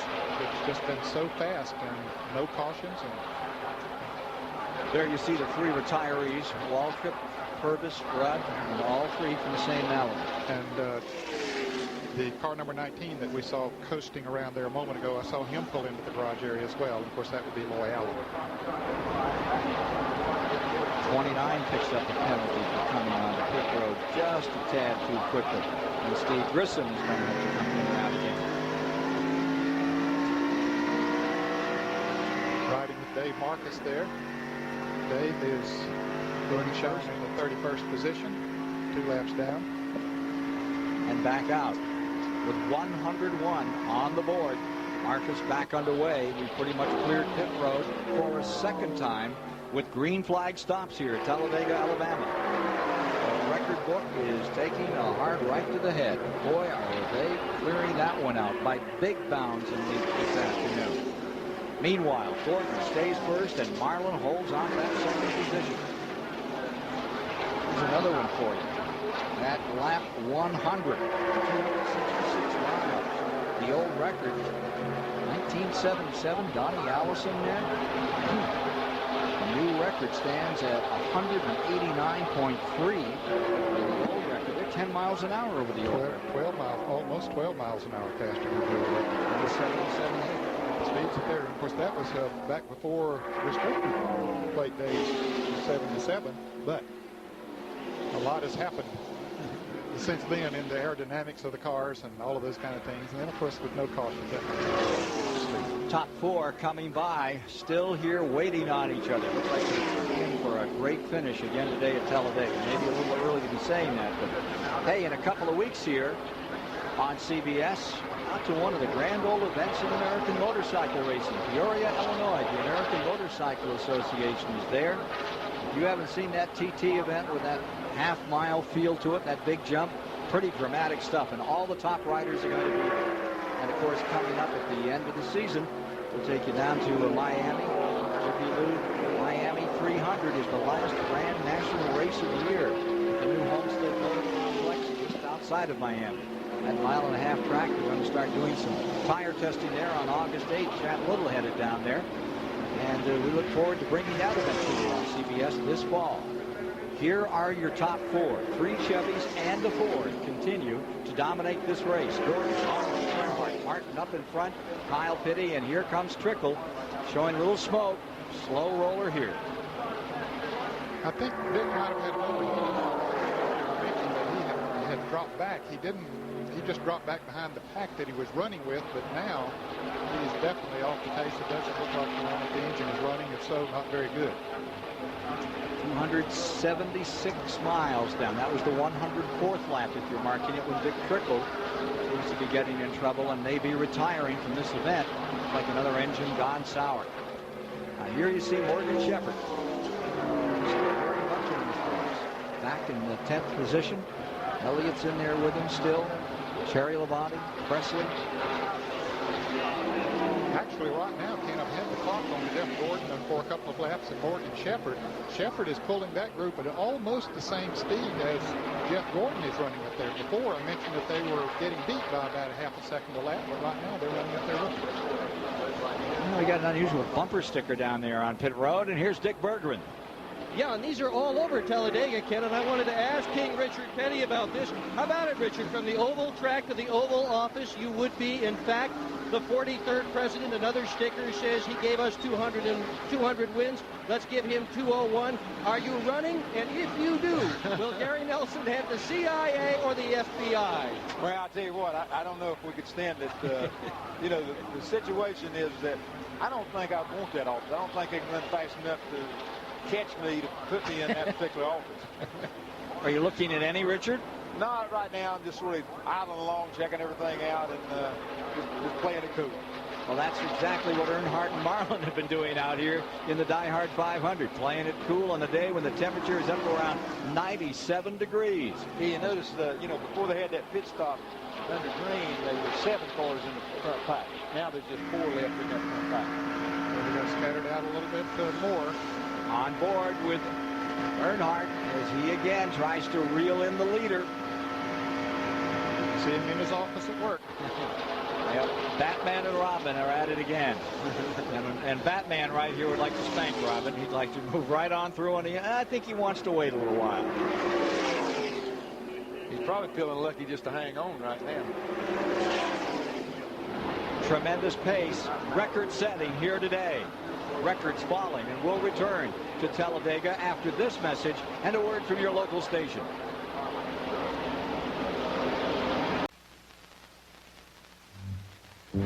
It's Hyperman, a new sponsor of the car driven by Dave Marcus. I'm on the trail of a big green thug. He just left. Yeah, in comes bad man. Thank you. Time to go hyper. Watch out for that spout wall. I guess he's the new hot tip guy, I guess. I don't really know what you call him. Hyperman, a new Saturday morning cartoon premiering this year on CBS. That's all we need was Hyperman. We got ourselves a caution. First yellow today has just come out. This at lap 110.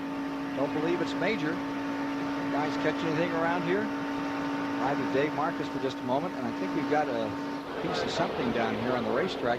It could be right in front of us. There is a small piece of debris down here. It looked to me like maybe a piece of tape. It could be worse. It could be a piece of metal. So the caution is out for the first time today.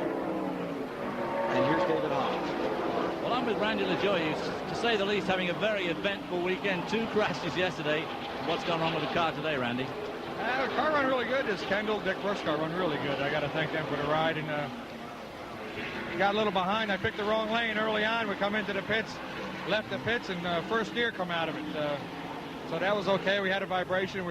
Car was still running good. And we come in for our next pit stop, and the clutch was totally gone. So I guess that was the vibration. The thing vibrated itself all apart. Yesterday afternoon, there was a pretty slam-bam race here, and you got caught up in a couple of instances. Just tell us about the trips. Yeah, I tell you what, first off, started 42nd, come up to like 24th in 7 laps. The Duraloop car was running really good, and a couple guys up front got together, and it was just hang on from there, and thought I had a miss, and the guy come up off the infield and got me, so I was watching it in the hauler, and Tommy Houston's son come up, said his dad was getting sick and wanted me to take over, so I jumped in his car, and he had the crush panels knocked out of it, but tell you what, that Red Devil car, that thing run, and we come up, we took the lead, and I was having a lot of fun, and until about 7 to go, come off of 4, and a couple more cars got together and just collected me, and next thing I know, I was going sky high, so I just pulled the belts real tight, held onto the steering wheel, and went for a ride. Well, poor old Randy DeJoy had 3 goes this weekend in 2 races, but didn't yet take a checkered flag or any flag. Back to you, Ken and Ned. Watching Earnhardt pull onto pit road. This is Gordon, caution 111, and Gordon stayed out. Gordon stays out there. Most of the rest of the drivers come in. Let's go to the pits and Mike join. Mike? Dale Earnhardt is in. Andy Petrie to the right front. David Smith on the jack. Earnhardt, uncharacteristically over the line, had to back up a foot. That'll only cost him about a second. Danny Myers filling the car with gasoline. Gene DieHart, the left side tires. A little bit of a trip there on the left side. And this is not going to be a particularly fast stop for the Flying Ace. Sterling Marlin is already gone. Let's get out of Rick Berggren there. Well, Marlin had not planned to come in on that pit stop, Mike. He was going to do whatever the 24 Jeff Gordon was going to do, but once they saw what Earnhardt was doing, they decided to come in. Their principal problem right now, the radio is intermittent on the 24. They don't think it's working at all on Bobby Labonte's car. That is a huge problem on this big, big racetrack. So that set Earnhardt back some. Gordon stays out on the track, and among the very first to return to the 2.6-mile track was Mark Martin, followed by Michael Waltrip. Came out very quickly. Then Sterling Marlin followed along out. Terry Labonte was in that group and made it back.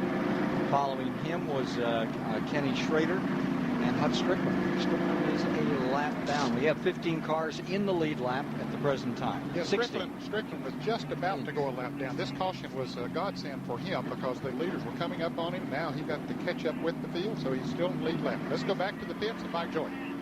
It was a very uncharacteristic troubled pit stop for Dale Earnhardt's team. Richard Childress was up on top of the war wagon. What happened, Richard? Well, he must have got a little water or something come in there. He slid off. We weren't going to take on but 2, and he slid all 4 tires. I think we hit some water or something back there.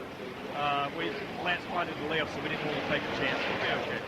The track position now, he'll be out behind all of those leaders. Is that a big concern of yours? Yeah, that's the reason we want to do 2 and stay out, but you know, you can't do it with flat spot tires. It's just one of those deals we hit something back there and the car slid on. You can't second guess the competition, but are you surprised Jeff Gordon stayed out there? Yeah, a little bit, but you never know what their strategy is. Everybody just makes different strategy here. Like Ray Evernham told us, that's why he's pitted way up the north end of pit lane to do things a little differently today. And Earnhardt will restart in 12th position. Another lap under caution, maybe one before they turn them loose. Let's take a look at what happened yesterday in that Grand National race, gentlemen. We heard LaJoie talking about that event. I think this is the first incident. Yeah, that's Warren Burton.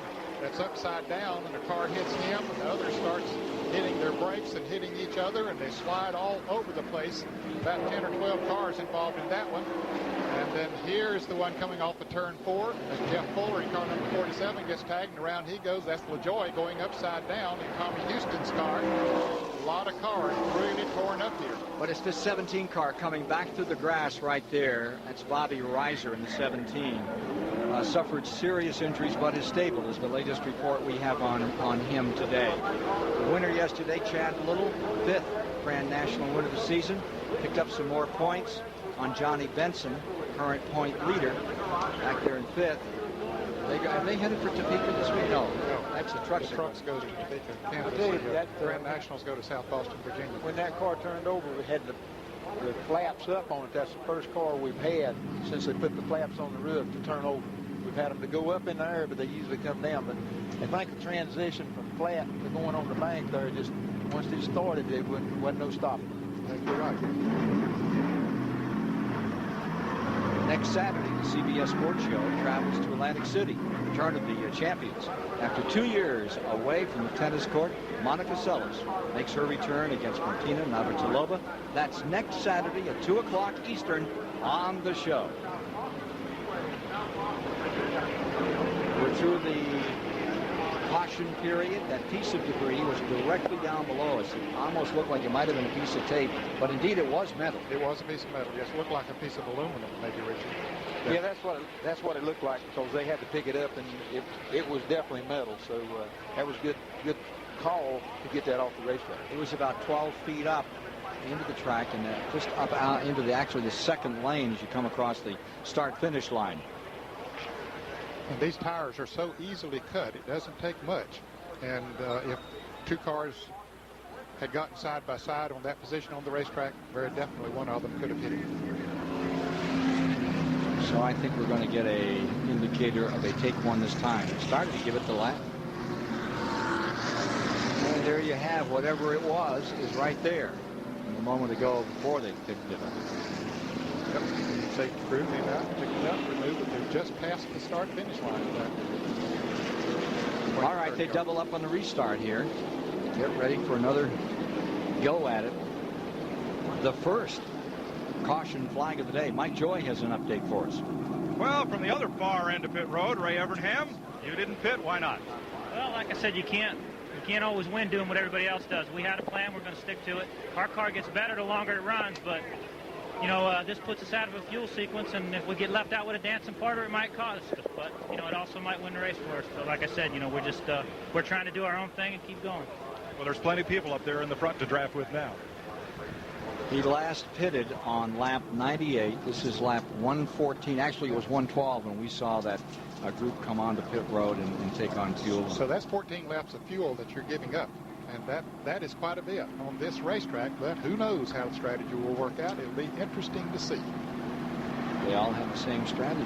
It's kind of dull that way. Yeah. Do you remember the time that Dale Inman on this very racetrack did that whole deal, put all those tires up, and everybody thought they were going to come in for, what did you just come in and top off the tank? That was Daytona, but that's what we did. Yeah. But that's the way they did it. They just blew the minds of everybody else. Everybody else come in and changed tires and got gas. We just come in and got a little gas. Was lucky enough to win the race. 80, 81. It was 80, after we started the CBS telecast down here. Started in 79, huh? Mm-hmm. So Gordon is going to bring the field down as we get ready on a restart. They will complete lap 115, 188 to be run as they come to the stripe. And here's Dick Berger. Steve Beal, you came in, took 2 tires. What's the plan from here as the green's ready to drop? Well, we hope everybody stays in line like they've been. It's been a real good, clean race. The left side tires, the Goodyears are just perfect, so we just didn't need the rights. We'll probably pit about lap 155, get another set of rights, and hopefully run to the end. Going to hook up with somebody for the lead? Oh, we're going to have to. We'll try to pass our lead here in just a minute if the 30 will go with us.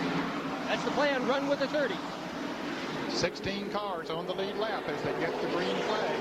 Gordon, Martin, Waltrip, the front 3. Then Marlin right behind Waltrip, followed by Terry Labonte in the 5th position. Coming back up to speed, Schrader, Petty, Strickland. What a break for him. Almost overlapped. Now he's in 8th. Blake Speed in 9th. Elliott 10th. Shepard back there in 11th. Then Earnhardt 12th on the restart. Riding with him now as he's trying to dig out and get a little ground back. Bobby Labonte 13th, Andretti 14th, Dale Jarrett 15th, and Pressler. And look at that onslaught in the back straightaway. 4 wide and then some. Ooh, boy, there is a little bit tight. Bill Elliott there right in the middle, and he keeps his foot in the floorboard. Well, we got some of them leading in first laps, and them lap down, some of them 2 laps down. Everybody's trying to get their best of them. And you said earlier, that's whenever you can get in trouble. A lot of trouble. Bobby Labonte making that big move to get under Earnhardt, and look at Mark Martin, his dancing partner, in the 30. They've worked something out. They try to close in. Now the 30 fades up a little on that corner. It came right down bumper to bumper, closing on Gordon. And then the 30 got tangled up with the Ford here, and he's falling back a bit. As you watch the field headed in the back straightaway, the 4 on the outside and 30 on the inside remain side by side down the backstretch in 3rd. Mark Martin coming after Jeff Gordon. Ford against a Chevy up in front in the DieHard 500. This for 3rd. Michael Waltrip still looking for that first Winston Cup win on the inside. Beside him, Sterling Marlin. And here comes Martin for the first time. Ford has only led 2 laps. We put 116 into the book so far. And all of a sudden, Mark Martin begins to look strong. Remember, he won here in April with that magical mystery move in the last lap. And this is a case where a Ford driver wants to help a Chevrolet. Mark Martin wants to help Jeff Gordon pull him away from that group of cars behind him. He'll do everything he can to try to stay right there on him and try to help him pull away. Martin's rear bumper giving us this shot further back as Marlin is in 3rd, and Terry Labonte, the 5 car, and boy, look at him come on net. Yes, Sterling Marlin, of course, has been fast all day, but Terry Labonte has not been up among the lead pack all day. In fact, he was only about 5 seconds from going a lap down before the caution. Back to the start-finish line. Martin trying to lead, but he couldn't make the pass on Gordon. Looked down to the inside 10, but he just couldn't quite do it. Schrader stays right up in there as well. The number 25 back there fighting his way up into 5th position. Here's Earnhardt trying to make his way out from underneath. Earnhardt on a roll down to the bottom beneath Michael Waltrip. Back there as they struggle for 6.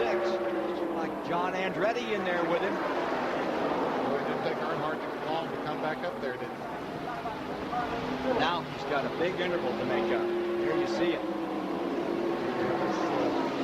The front pack of cars are beginning to get away from those up front. I mean, those in second group. 7th place is Earnhardt. 8th for the moment is Andretti, and 9th is Michael Waltrip. In 10th is Morgan Shepard, and 11th in that group is Bill Elliott from 43rd if you're just joining us. And to take a past champions provisional start. Look at Bobby Labonte right in the middle, 3 wide up there in that 33-degree banking. Riding with Bobby Hamilton. You see Blake Speed in car number 9 down on the inside of it. It's tight there. Gets a little close when you're 3 abreast. Yeah, really. Blake Speed up in that lead lap in 10th position. Bobby Hamilton is a lap down in the car 43. He's running in 29th position. Leaders coming by, and there you see that interval back to Earnhardt.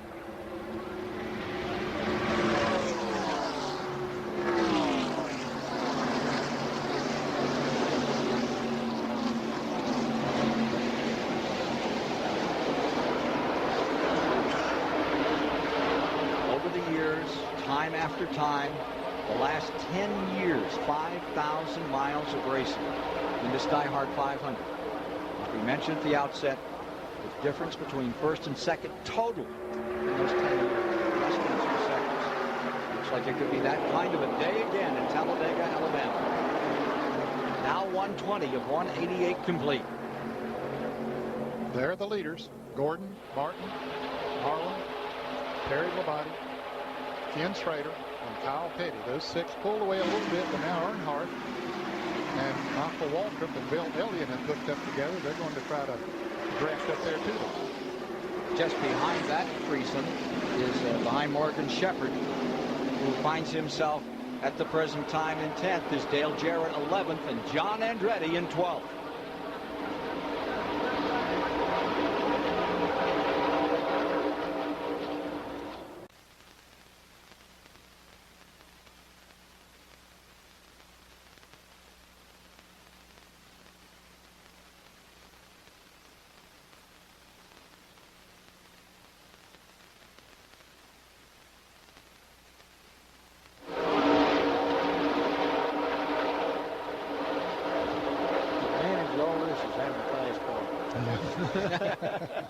Okay, we need the leaders and then come back to Earnhardt. Thank you.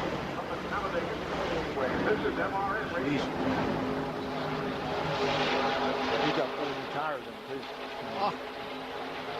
Because he's running low now. Couldn't all of them.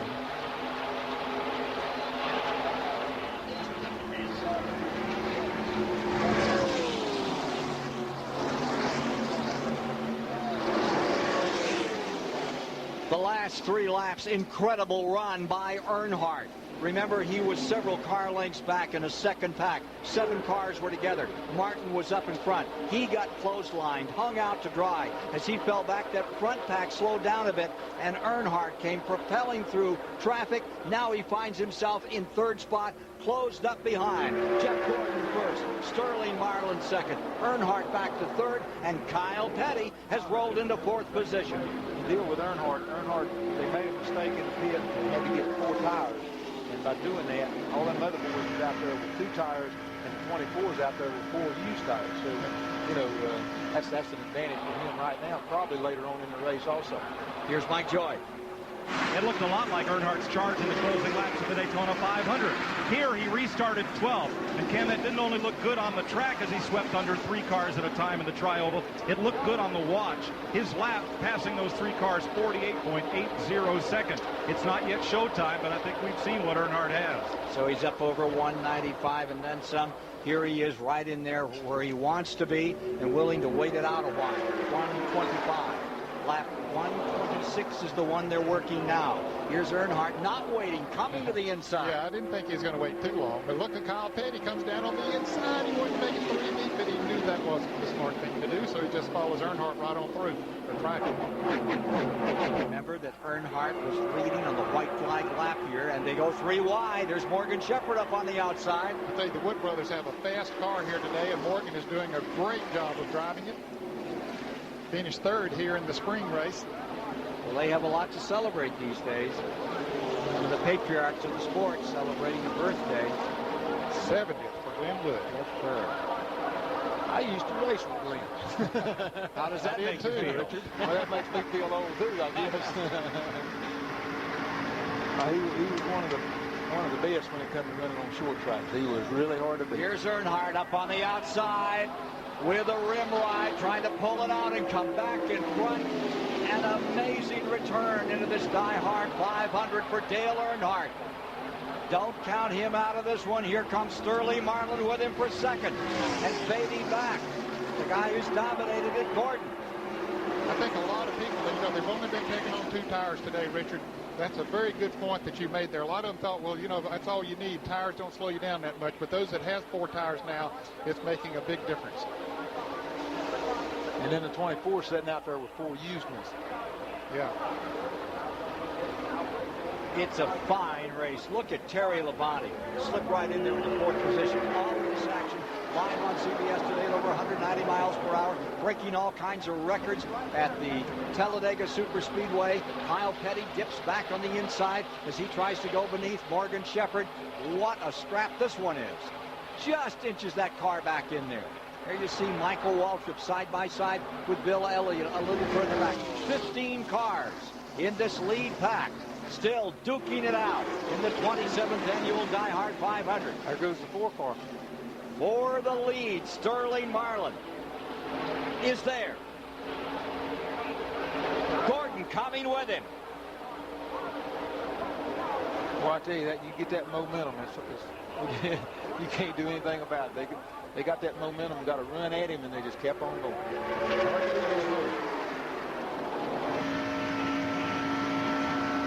Jeff Gordon swings it out a little here. Just keeps his foot flat on the floor.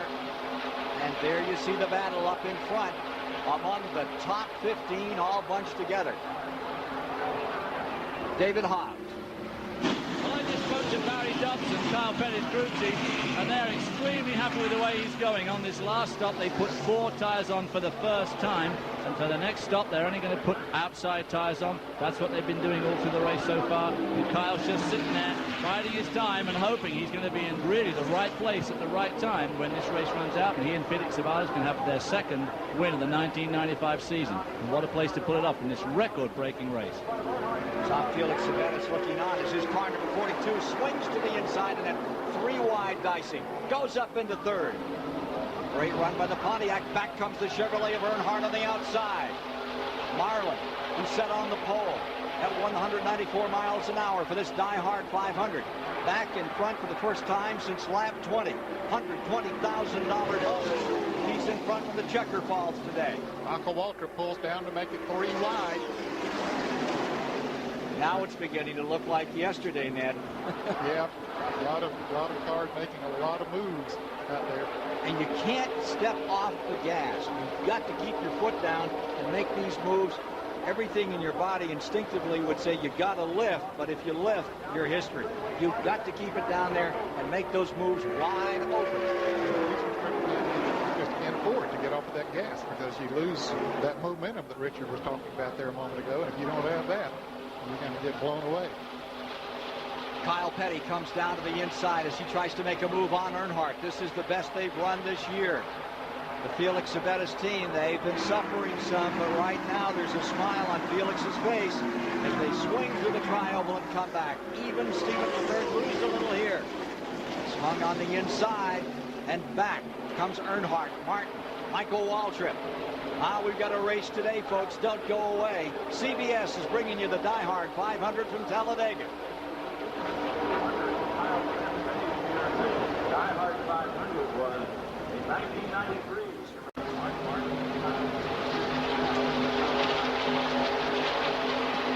Leaderboard can't keep up with them. No. They always left behind. Can't work. That's what I say. That one over there is fair.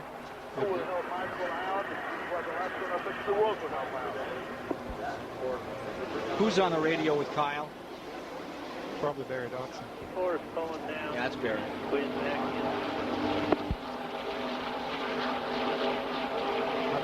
Yeah, that's a spot. I heard Barry a little bit earlier. But he said come back down so I can pick up the spot. Thank you. And will we be hearing that at home? Thank you. Oh, boy, that is something. Wow.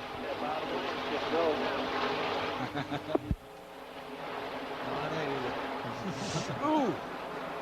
Look at that. Oh.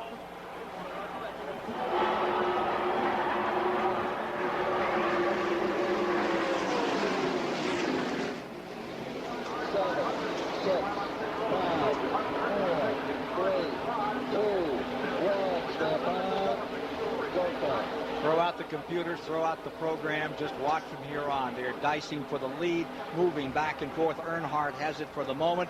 Here's Gordon into second. Marlin was up there a moment ago. Martin is moving in. Kyle Petty has been up there. That is some show here at Talladega, Alabama. Before is looking to the outside, everybody back 2 cars.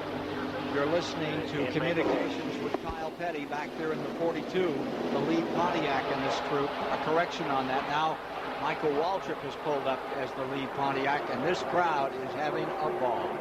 Up and cheering as they come by another time.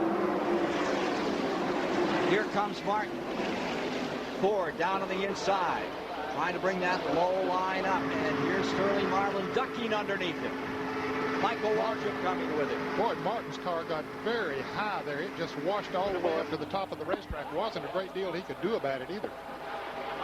At 190+ miles an hour, Earnhardt has the lead. A bit of breathing space, maybe a car and a half length. Then Marlin is in second. Michael Waltrip pops up into third, and Kyle Petty's right there in fourth. Martin on the outside in fifth. Then it's Morgan Shepherd in the sixth position. Sliding a little as they come off that corner. And still there, you're getting some help. And Morgan just pulled up. The sixth position.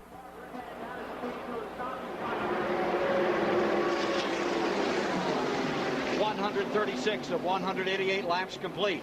361 miles down. 21's pushing him there. Brett Bodine is on pit road. Understand that Hutch Strickland is, they say, getting into the 11 car now. Hutch Strickland taking over. Brett Bodine coming out of the car. Yeah, he's starting to get to him now. Don't look like he's getting them front fellers, though, does he? No, they don't have time to think about it. It really is mind over matter in that kind of heat, isn't it? That's what it has to be.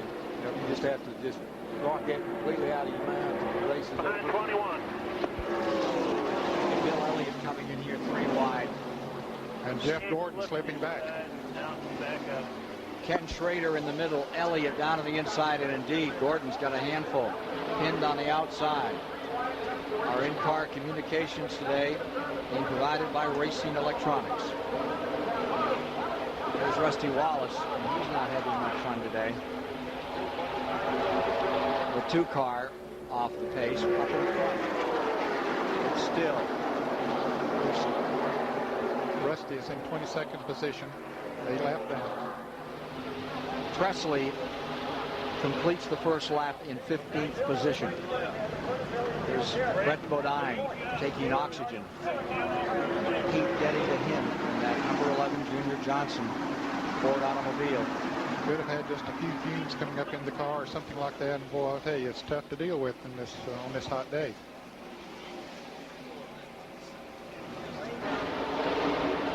Marlin closes in again.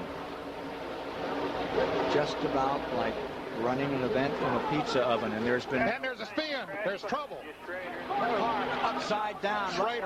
Schrader's number 25. Side over side, end over end. Another car in trouble and also getting airborne. Terry Labonte is involved. His car spinning around on the grass. There is Elton Sawyer spinning around. Rusty Wallace there. There's Lake Speed.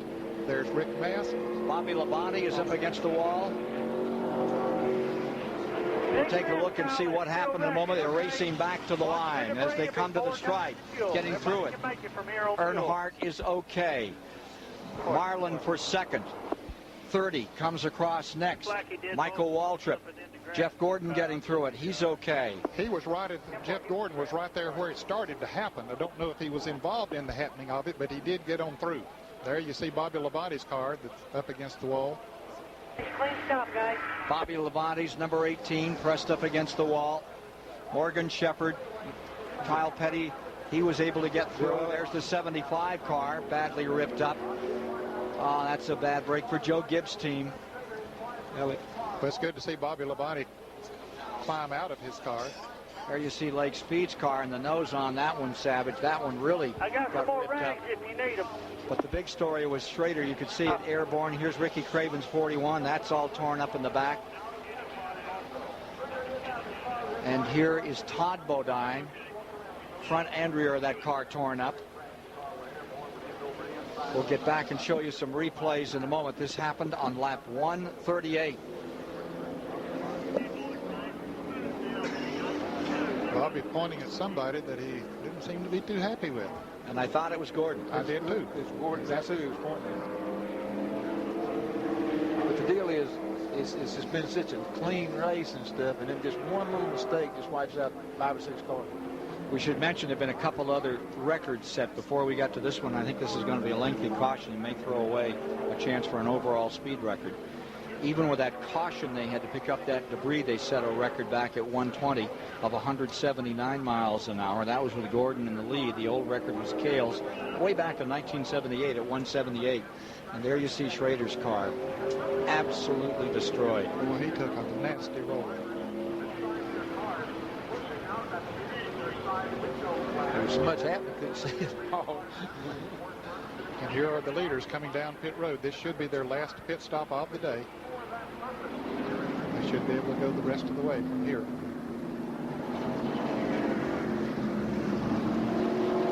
Morgan Shepard closed down. Let's get ready to go to the pit area. Getting our replays together to show you what happened. Here's Mike Joy.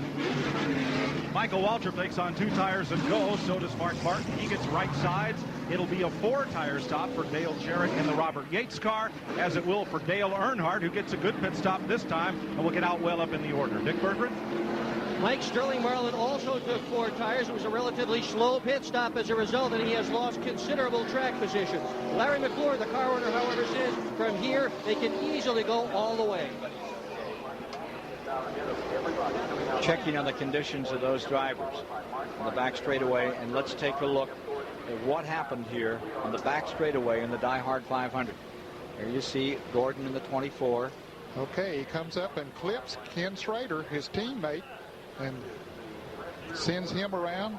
Schrader's car going backwards. The roof flaps are up, and then he gets hit by Ricky Craven, and then that flips the car over. He just drove in under him. And then other cars coming back with all the smoke and people slowing down. They start hitting each other, and lots of cars getting involved as we see Schrader's car continue to roll and tumble on the grass. Jeff Gordon's in car. And I believe this is in slow motion. Okay, there's Schrader up on the outside. And you can see him make contact right there and spins Schrader around. Gordon goes on. Apparently no harm done to his car. Jeremy Mayfield giving us these pictures. And there they're wrecking in front of them, and he hits Bobby Labonte right there. Just gives him a little bit of a tap as we see Schrader's car going up in the air, and it spins Bobby right into the outside wall. Bobby ran into the 41 car. Here's another angle. You can see it had already started to happen there. Craven coming around and spinning the 41. Mayfield, you see he has bounced off the 18 in Schrader's car. So there's no place for those other cars to go.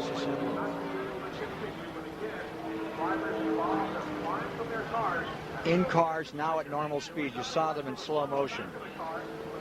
Now take a look in actual speed. Gordon. They're right there's where he clipped him. Gordon keeps going. Nope, Gordon keeps going. You can hear that motor wide open. Still wide open. Which he done right.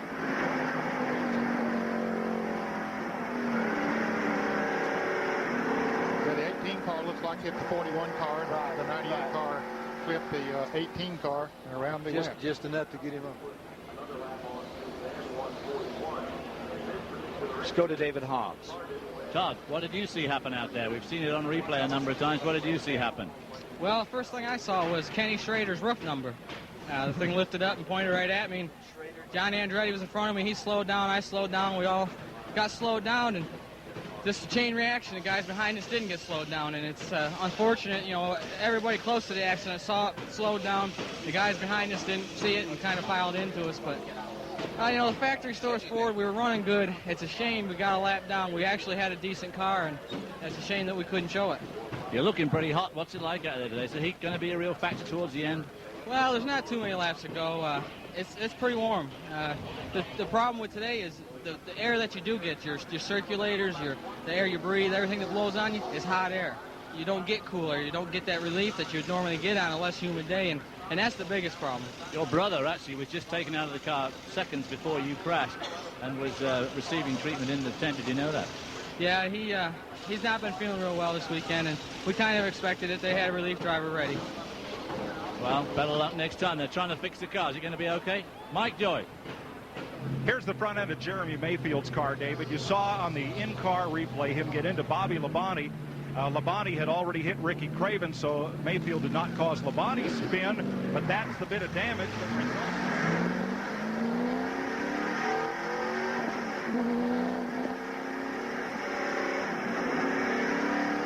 Riding with Jeremy Mayfield as he comes back out of the track. We've lost our communication recently, Mike. And we'll get back with you as they continue to pick up these cars. For 32, that looks like a Bounds car that also got clobbered out there. More in a moment. This DieHard 500 race summary is sponsored by Texaco Havoline Formula 3 Motor Oil. 142 or 143. 143 of 188 are complete. And after 378 miles, that really does not tell the story. It says leaders 6. They've swapped it a lot more than what we've seen. Here are the folks that were involved in this big crash on the back straightaway 5 laps back. Bobby Labonte, Ricky Craven. Good news is Sawyer, Robert Presley, Todd Bodine,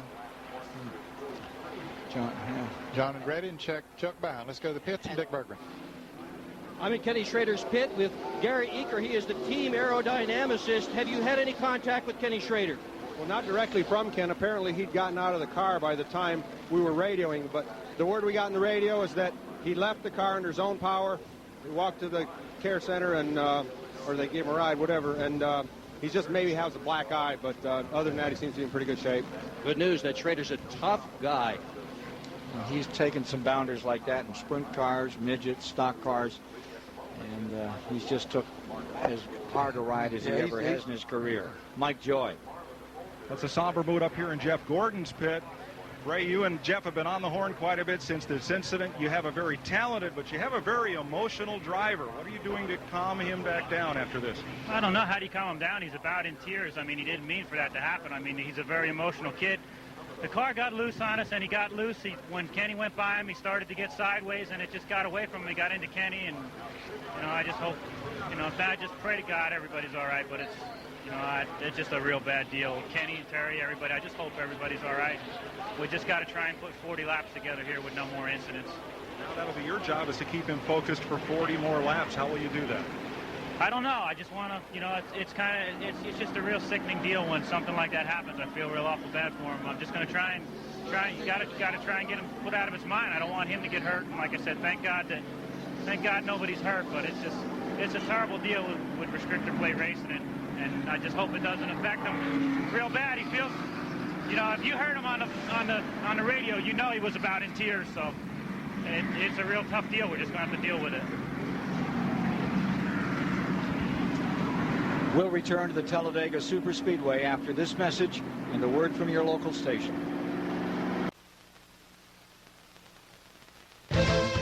CBS Sports coverage of the DieHard 500 is sponsored by Sears DieHard, the official battery of NASCAR. Ford and your Ford dealer. Have you driven a Ford lately? And by Texaco Havoline Formula 3 Motor Oil. And there is good news on pit road. Here is David Hobbs. Kenny Schrader, that was a horrendous machine. What happened? We just caught a little too much air over there. I don't know. I think we got turned around a little bit. Somebody caught us from the left rear. But it just took off, I don't know if it took off when we hit the grass or what, but played sprint car, held on, head down, arms up. You seem okay, but just can't leave. You feel okay, right? We're okay. You okay? Yeah, well, he needs to go to the ball. He's okay. Watch again.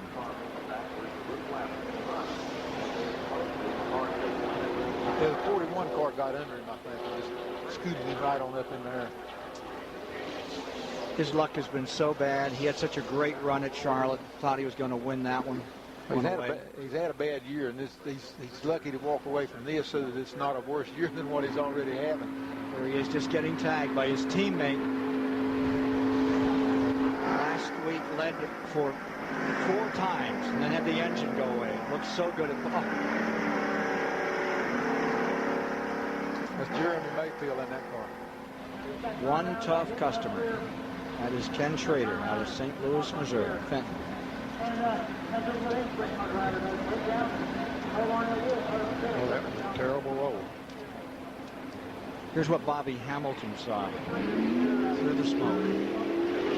Bobby just stopped. They just told him to stop. So he just waited. You see, he started off there. He was able to pick his way right on through there. He said, let me get on out of here. Get that thing in another gear. Yeah, but he was running first and second gear just to run real slow.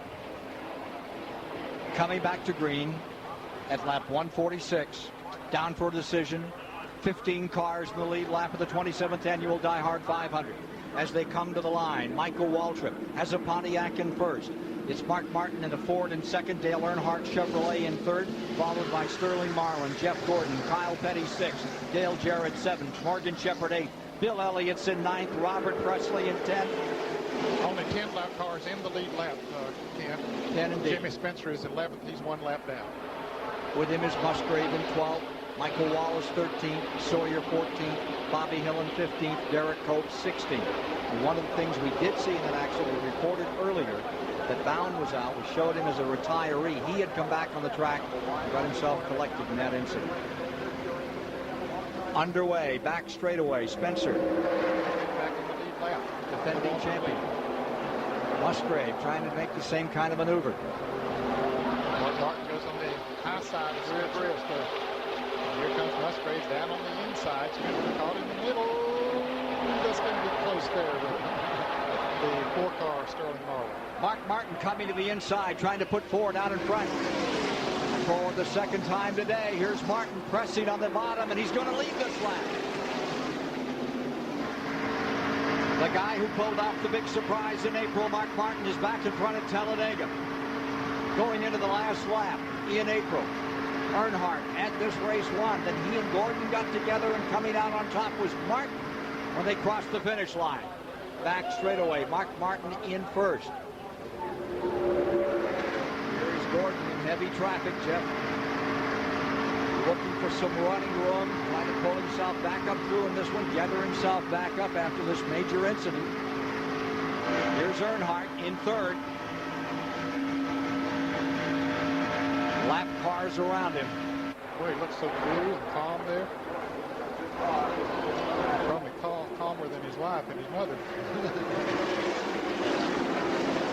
I imagine he's feeling pretty confident with that car. Yeah, that car is good today. Gordon into fourth. Working the high side.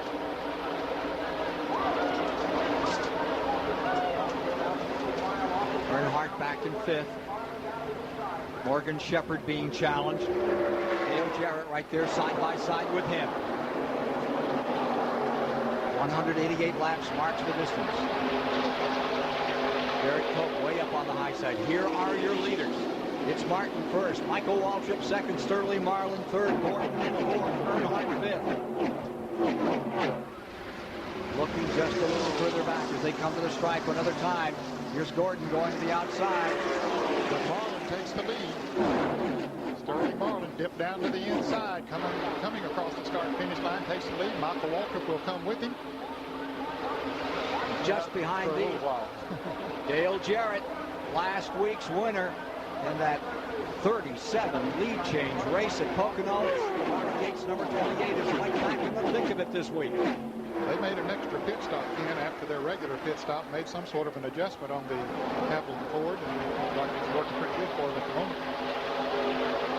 So Dale Jarrett is in sixth, and falling back to seventh is Morgan Shepherd.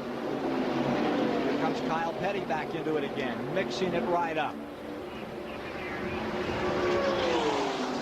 10 cars, lead lap.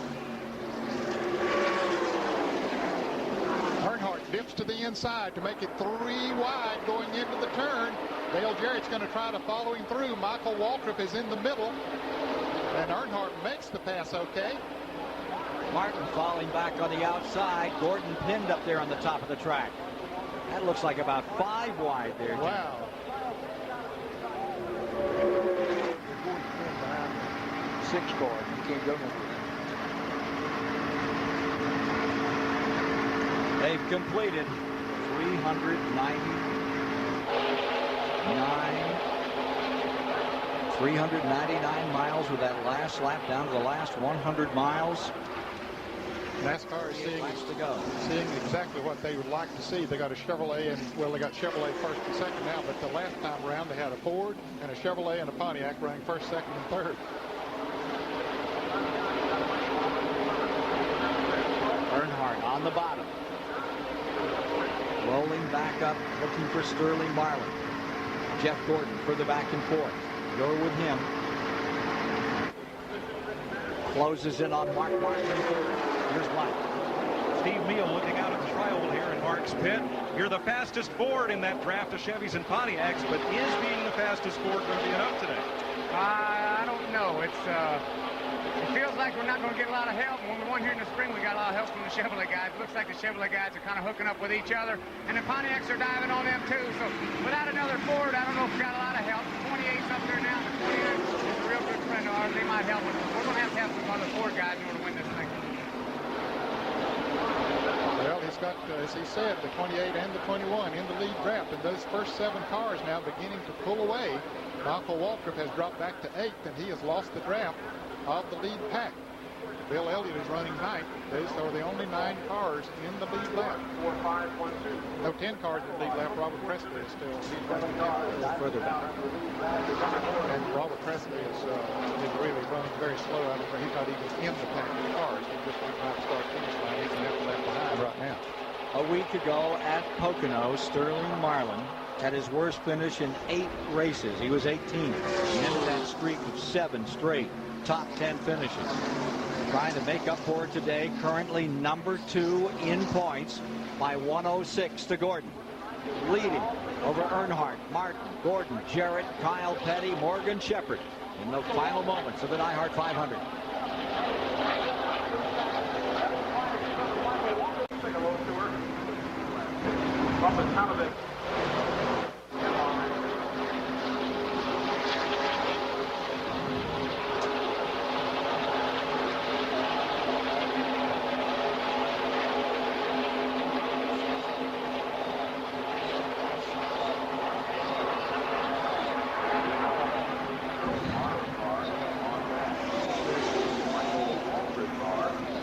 Overhead coverage of the DieHard 500, courtesy of the Goodyear Blimp Stars and Stripes. 192-foot blimp based in Pompano Beach, Florida. And boy, what pictures they've had to record today. We're at lap 156 of 188, and there are your leaders, stacked up, ready to fight it out. Frisky, Sterling Marlin, that's a little further back. That's the Morgan Shepherd battle. He's back in 7th, followed by 8th. Bill Elliott in that pack. Up in front, Sterling Marlin. There is that second pack. Up in front, it is Sterling Marlin, Dale Earnhardt, Mark Martin, and Jeff Gordon, those front 4. And then just a couple of car lengths back, Dale Jarrett, looking for his second win in a row with a Robert Yates car, lies in wait. Just behind him is Morgan. And then in 7th, Kyle Petty. Michael Waltrip fell back from that group. A little further back, you see some of the ones that are well back. There's that 7 car, Bodine, Bobby Hamilton's car. He's running a couple of laps down to the field at the present time. Jeff Gordon has now slipped in the 3rd spot.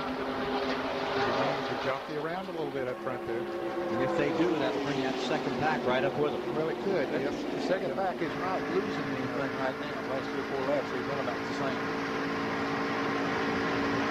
Hey, don't forget the DieHard 500 next year is on July the 28th. All of the Olympics down here in the southeast United States. If you're coming to Talladega, you want to make your room reservations now. July the 28th for the DieHard 500, 28th annual on this great 2.6-mile track. Hope you're planning to be with us. Mark Martin dropped from the 3rd position back to 7th in this pack of cars. And is dropping off some more. A couple laps ago, Kyle Petty's car pushed up a little bit, turn 2, and Morgan Shepherd got by him. But now he's picked the draft back up.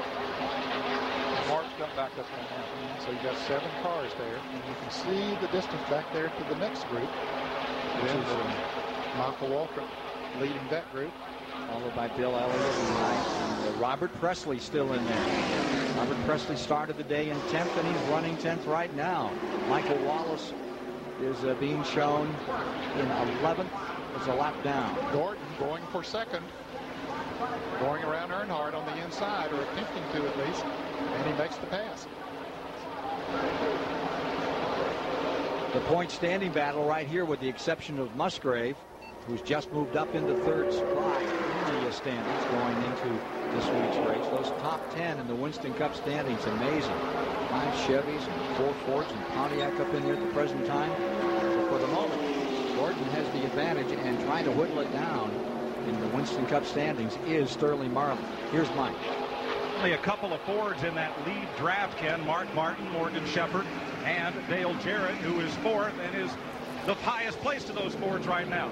Steve Meal said he would need another Ford to help him if either of you guys could win this race. True? I think we're going to need more than one more Ford. You know, Mark and them's been awfully strong, but Steve and I talked a while ago. We're just hanging on. We're just there in the middle, hoping nobody makes a move. We kind of feel like we went to a gang fight and only a couple of members of our gang showed up. So I don't know. You know, we've worked on this car all day. Dale has driven his heart out. We're just proud to be in position we are right now. And, you know, you never know what happened the last 25 here at Talladega. Smartest man in this sport, Richard Petty, often said, the best you can do on any given day is put yourself in a position to win, and then circumstances dictate the rest. About right, Richard. Yeah, that sounds like a good quote to me. It works for me a lot of times, I'll put it that way.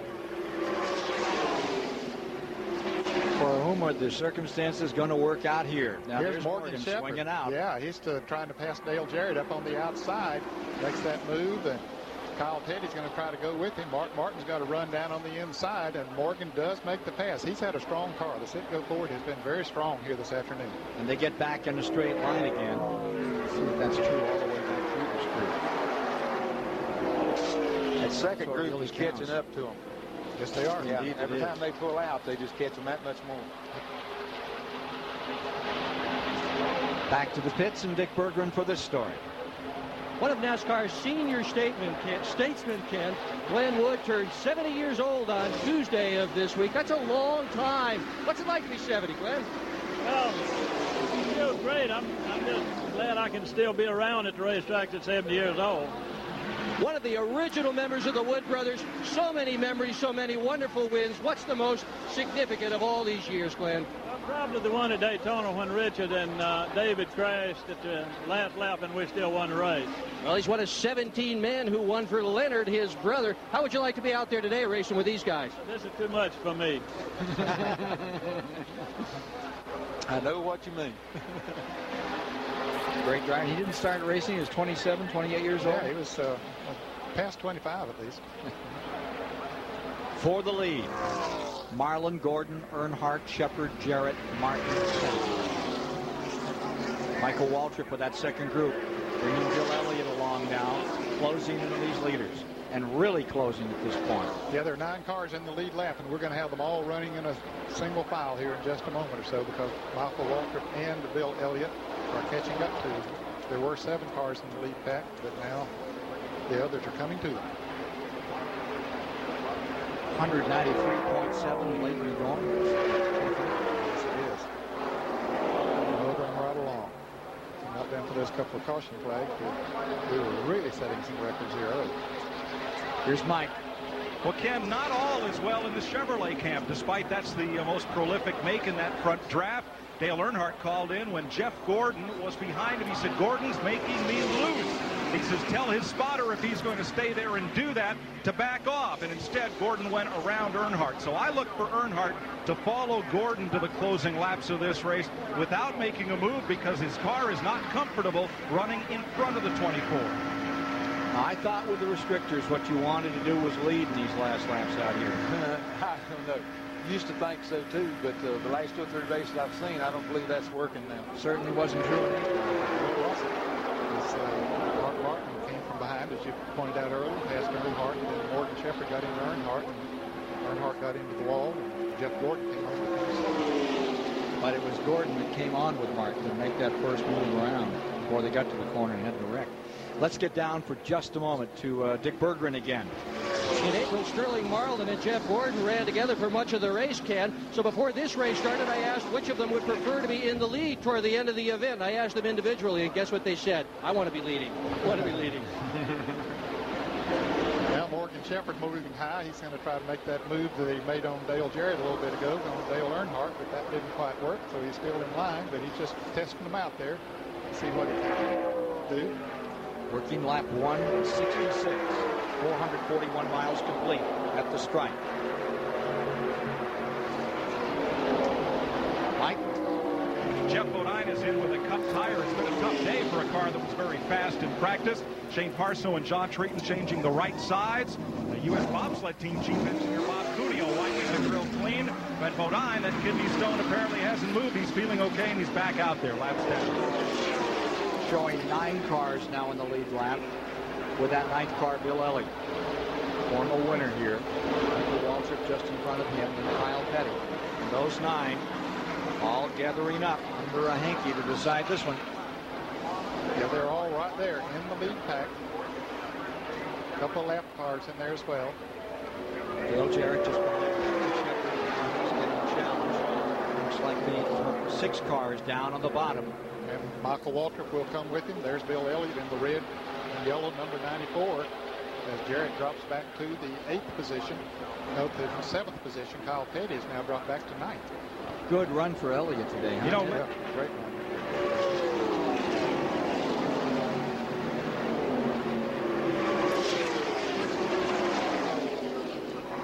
We're on Dale Jarrett's scanner right now. The conversation you're hearing is between the spotter for the Robert Yates number 28. Dale doesn't say much out there, Ned. Not a great deal. No, I heard him ask a while ago who was behind the 42 car. Of course, he found out who one of them was, Michael Walker, because he came on by. It's Terry Thornburg on the spotter car. You've done some spotting for them this year. I have, and I'll tell you, that's not an easy job. It's a nerve-wracking job, especially on a track like this. It's so difficult to see all the way around, and one of the jobs off the spotter is to tell the driver he's clear of another vehicle when they're passing. Sometimes it's impossible to see that. And 20 to go, Dale. I know you're doing all you can. 20 to go. 20 to go. I know you're doing all you can, Dale, and right now he's got his hands full of Elliott. Yeah, that was Larry McReynolds making that statement. Bill Elliott continuing to pick them off. Remember, he was on the tail end of the lead lap. Now here comes Jarrett right back on top of him. Double wide in the backstretch here in the DieHard 500.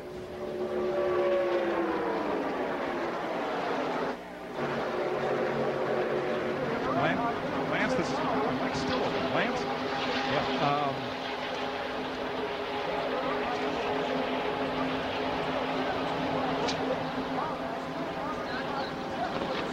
In my hand.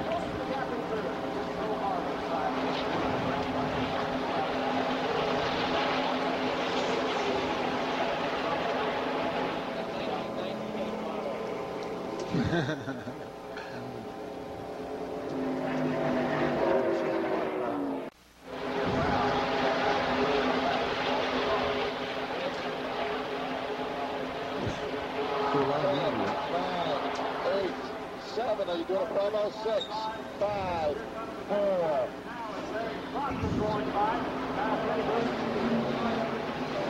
Coming up next, the CBS Sports Show takes you to the Rocky Mountains.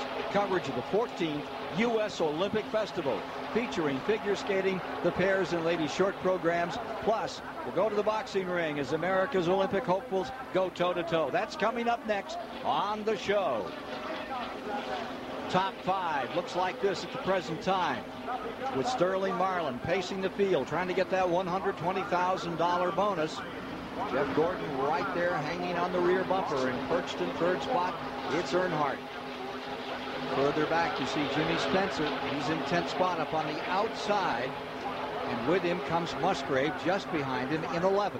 Martin has dropped back a little bit there. 17 to go.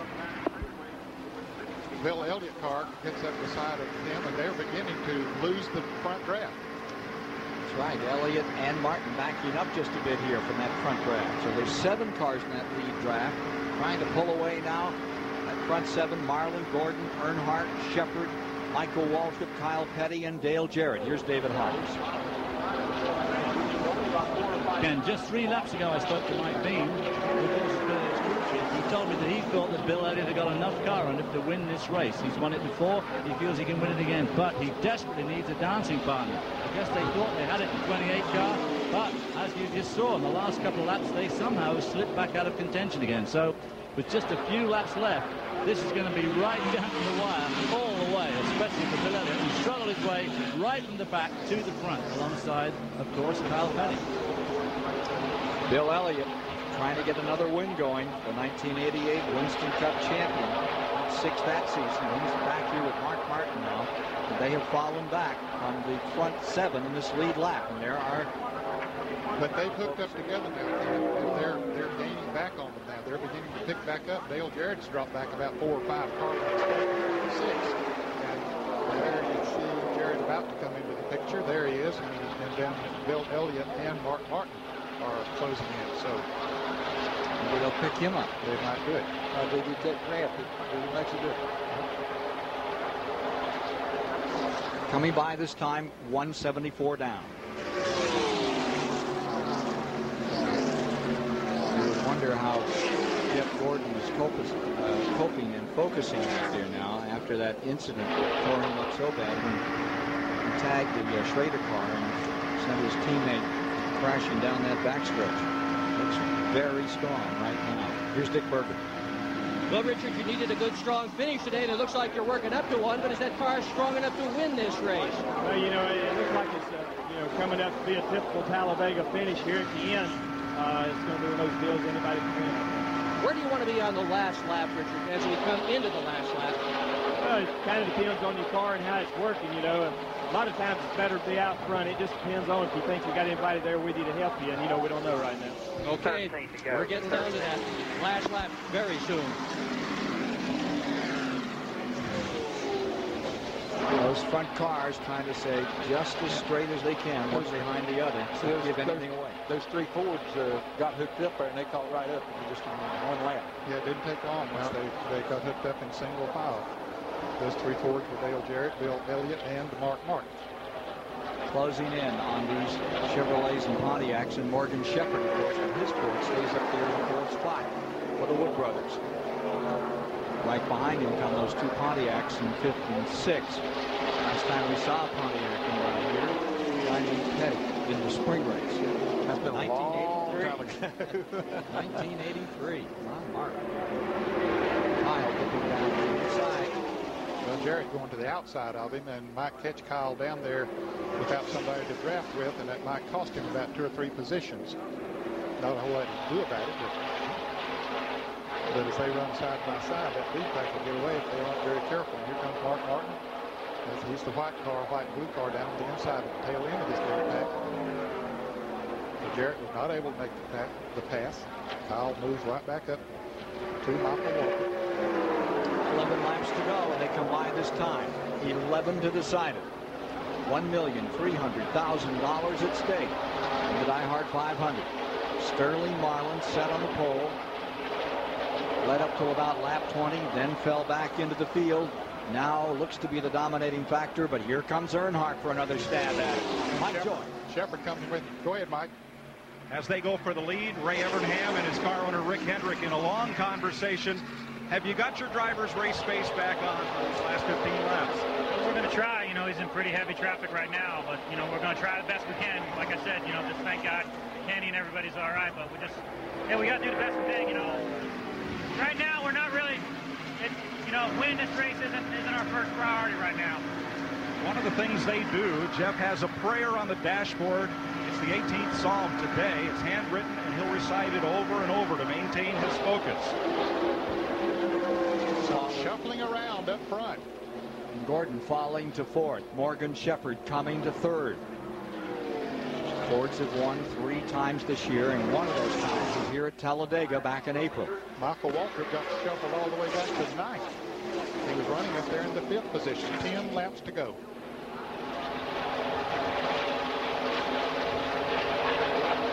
Well, Guys want to give us some strategy to win this race? Keep your foot on the floorboard and hope, look for holes. I hope it works. Morgan Shepherd has driven an outstanding race. He really has. He has driven a tremendous race in the Wood Brothers car. Kind of a Terry Labonte race. You've never really noticed him until it's time, and then he's there to be noticed. Well, he was the saving grace for a lot of drivers back there after they made some green flag pit stops and they got separated, and they were back there about 12, 15 seconds behind. And he was leading that pack. And finally, once he got to the lead of the pack, he was pulling them as fast as the leaders were running, so it kept him in contention. The number 21, the famed Wood Brothers of Stewart, Virginia. State of Virginia is going to open a museum up there. Wood Brothers, in that little town. If there's one family that preserves it these days, it's the Wood Brothers. They have 5 wins here at Talladega. And of course, they won this race. It was in 1980 with the great Neil Bonnet. They won 3 Pearson in the spring race. There are the front 6. Again, Marlin in first, Earnhardt in second, Shepherd is third. Jeff Gordon lies fourth, and Dale Jarrett has fought his way back to fifth. Right behind him is Elliott and then Earnhardt. And Kyle Petty and Michael Waltrip have just about lost the draft of those front 6 cars. They're back with Jimmy Spencer. 7 cars, I should say. 7 cars in the draft. Jimmy Spencer right here. Jimmy Spencer is a lap down in 10th. Musgrave stays 11th, and Michael Wallace in the Donlady car is up in 12th, and what a good run that is for him. He's having a good run. He got caught out of the draft early in the race and got a lap down, but since then, very, very good. To Dick Berger. Well, Tony Glover, your car is in the lead right now, but this is Talladega, and all sorts of things can happen at the tail end of a race here. How do you play your cards toward the tail end? Just foot on the floorboard, and if they can get by him, fine. If they can't, then maybe we'll come out the winner. We'll just have to wait about 7 more laps to see what happens. And this is the same car that won the Daytona 500. It's number 4 that is in the lead right now. And it's got that funny sound to it. Here's Dale Jarrett and Morgan Shepherd making a move to try to go around Jeff Gordon. Then Jarrett dips back to the inside. And Shepherd's still up there on the outside. Shepherd's going to make the pass, or at least he's up beside him going down the backstretch. Gordon caught down on the inside. No one to draft with. That might cost him a bunch because there's a lot of Fords working together right there. There he goes. There he goes to the back. That's the hard part of it. You can get left out so easily, Richard. Yeah, that's what happened. He was trying to get by Morgan, and then Morgan got going, and then the 28 hooked up behind Morgan. They went both with that by. And it's so hard to climb back up. You know, you just do it. And now this let Kyle Petty catch back up to the lead draft when they got up there side by side. That's 182 complete. Get ready. Kyle Petty on the bottom. Here comes up on the outside, the number 24 taking another stab, getting back up toward the front. You got 2 Chevrolets and then 4 Fords running in a line there. Looks like the Fords are working together too. Yeah, except Dale Jarrett. He decides he wants to pass that Ford in front of him. Dale Jarrett trying to pass Morgan Shepherd, and he does. Takes over the 3rd position. Gordon back there. Let's get back to Mike. Richard Childress, for the 4th restrictor plate race this year, you've had to run against Sterling Marlin to win it. Does he have anything for him? Yeah, you know, they got an awful good team, awful good setup there, but, you know, it's kind of fun racing. We see how it comes out here at the end. Well, if you watched earlier, Earnhardt's patented move today was from the top to the bottom drop coming through the tri-oval just before start-finish line. He may not wait that long. Dale Jarrett just moved around Dale Earnhardt and took over 2nd place. Earnhardt pulled out, thought Jarrett would go with him to push him by the 4 car. That didn't work. Jarrett took the position, but Earnhardt coming back. Going for 2 in a row. For Robert Yates, number 28, Dale Jarrett. So many problems over the past several years for Dale Jarrett making this switch. It's been a hard year for him and for this team. But right now, they're looking stout. Meanwhile, here's Mark Martin running side by side with Elliott, just behind those front 4. So you got a Chevrolet, a Ford, a Chevrolet, a Ford, and then 2 Fords side by side.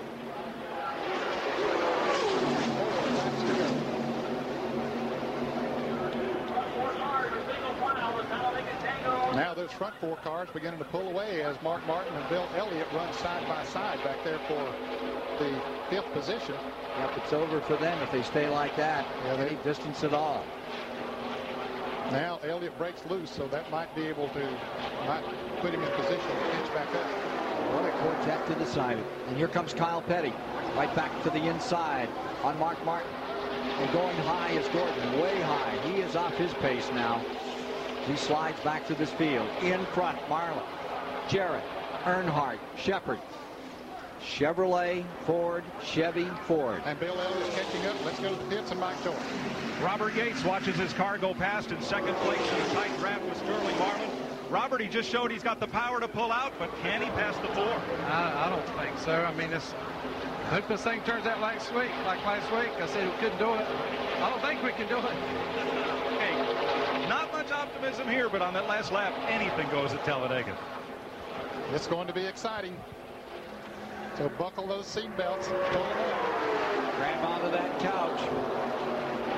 Here's Kyle back to the bottom. Mark Martin up on the outside. Back there in 6th.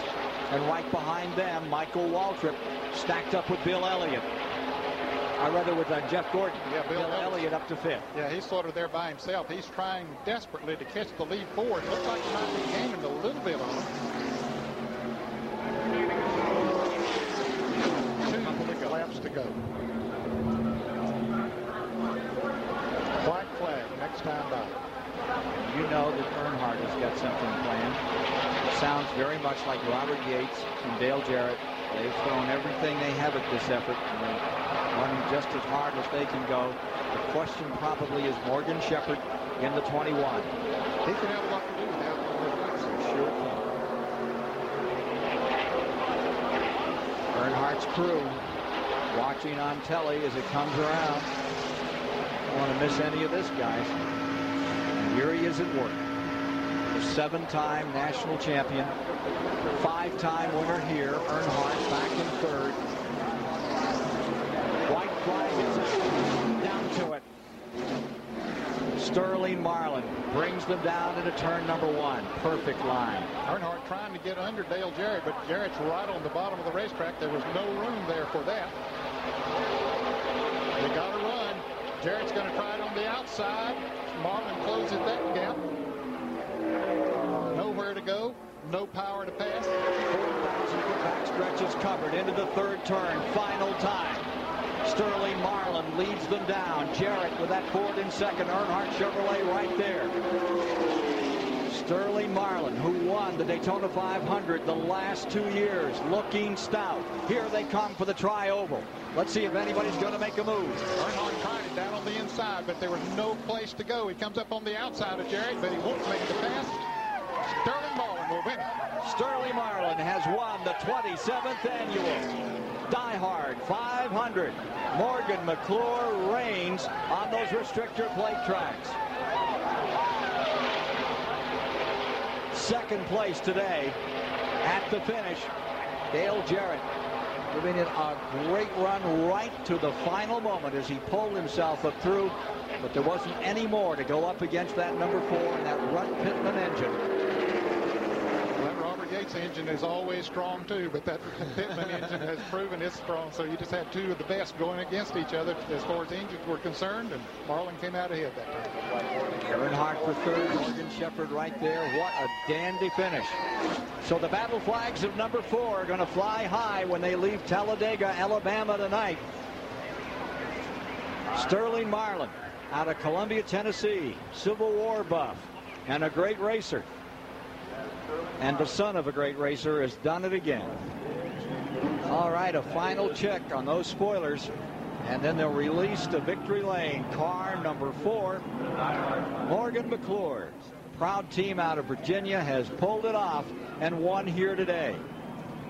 It looked like it was going to be a record pace. If you're just joining us, a terrible crash as we came into the final 3rd of the race, sent Ken Schrader side over side and end over end many times down the back straightaway. He walked away. Was able to talk to us a bit later. And in a moment or 2, we'll be talking with Sterling Marlin about this outstanding performance today. And he gets a $120,000 bonus. He's set on the pole and wins it. How about that? Our thanks to Captain Chamberlain and cameraman Bob Rosedale for today's overhead shots, courtesy of the Goodyear Blimp Stars and Stripes. Nice job, gentlemen. Let's go to Mike Joy with the winner. Third victory of the year, Sterling. Marlin, did it look easy from out front? No, it didn't. I tell you, there's all back there running good, and I just tried to, block inside and not let them get by. And the car drove the best, did it to last. Tony, Grunt, Larry, the whole crew did a great job. All the boys at the shop, and my hat's off to them. They give me a great race car. Sure, a lot easier to win from out front than the middle of that pack, though, isn't it? Yeah, it's hard once you get back there and get in all the traffic. It's hard to pass, and the crew had some great stops, stayed up front all day, and everything went perfect. Kodak Chevy. I want you to meet the two fellas that make this go. Here's the horsepower, Runt Pittman, and the handling, Tony Glover. Turn around here. How much this track is handling, and how much of it is horsepower? Really, here you ain't got to handle very good. If you got one of Runt's motors and you got a body like this thing's got on it, Carolina race cars put on it. All the guys back at the shop give us a great race car here, so my job's pretty easy. I just stand and watch. That's aerodynamics, and Runt Pittman is here, and he will never tell us what that strange sound is beneath that motor. Now, all the boys at the house know. I want to thank all the boys in the engine room and the shop. Everybody done a real good job. And with him, Cuckoo Marlin's here, too. That's Sterling's dad, who won a qualifier at Daytona, but never made it to victory lane here. Here's Dick Berggren. And I'm with Jeff Gordon. Jeff, what happened on the backstretch with you and Schrader? Man, I felt bad. I've never felt so bad in a race car. Getting into somebody, especially my teammate who I respect an awful lot, and he was having a good run, and he's had enough bad luck this year. He doesn't need to have any more caused by me, but he's a great guy, and I've already talked to him on the radio, and you can't have a better teammate than he is. But I had old tires, and I was getting loose, and I guess I just tried to run a little bit too hard on him, and had a couple cars on the outside of me, and I was trying to gather it up, and my right front just clipped him, and it's the worst feeling in the world. How hard was it to keep going after the accident? It was tough. Every time we got close, I was afraid somebody was going to, flip or get sideways. And, you never want to see an accident like that, and you certainly don't want to be a part of it. And, but hey, my guys, they kept me pumped up. I couldn't quit. I wasn't going to, and I gave it everything I had. I just got a little bit too loose again there at the end. How about finishing 8th here? I thought I finished a little bit better than that. It was a photo finish down there to the wire, but hey, it's another top 10. We finished. That's really what matters. Sure, we're going to go try to win every race, but right now top 10s mean a lot. Jeff, where from here? Can we win the championship in 1995? Who knows? You have to ask God that. He's been looking over me real good here lately, and I've been praying a lot. And we just got a great race team that's working, their heart out, and it makes me proud to be out there driving the race car for them and working with Ray Evernham. But we just got to keep doing what we've been doing, and even though we didn't win today, it's still a good finish. And if we can continue to do this, throughout the season, have these kind of good runs, who knows what can happen. To David Hobbs. Well, Dale, we spoke at the beginning of the race, qualified 13th, and a real close second. Yeah, I guess second's the first loser, but we'll take it today. Just didn't have anything for the 4-car. I would have passed him at lap 4, 3, 2, or 1 whenever I could have, but he just had too much force. And Dale and I tried to make a run at him there, but I think he just pushed it a little bit extra and drove off. Pretty hair-raising accident happened on the back straight. Did you see much of that? No, I was in front of it, thank goodness, and I understand everybody's okay, and I'm just glad of that. Just glad that it was a safe race in the respect that nobody got hurt. Just, close racing and some people trying to get in the same spot. You're a winning driver, and it's obviously a winning team. The 28 car is tremendous. You've just had a first and second in 2 consecutive weeks. How do you see the rest of the season panning out? Pretty good? Yeah, we're excited about it. We've been excited most of the year, and that's the thing about these guys on this Texaco Haviland Mac Tools team. They just keep working and keep fighting, knowing we have a good race team, and, we're going to Indianapolis planning on winning that race. The Indy race. Now, that's a very different kettle of fish to hear, much less banking. Do you need a lot more downforce there on those corners? Yeah, you definitely need downforce, and we'll take the same car we just won with at Poconos, so I'm excited. Okay, well done, Dale. Back to you, Ken. So, as of now, Gordon will lead Marlin by only 78 points, and we'll be back shortly. Coming up very shortly, Pat O'Brien will have some sports news for you, a little boxing. We'll be back here in a moment.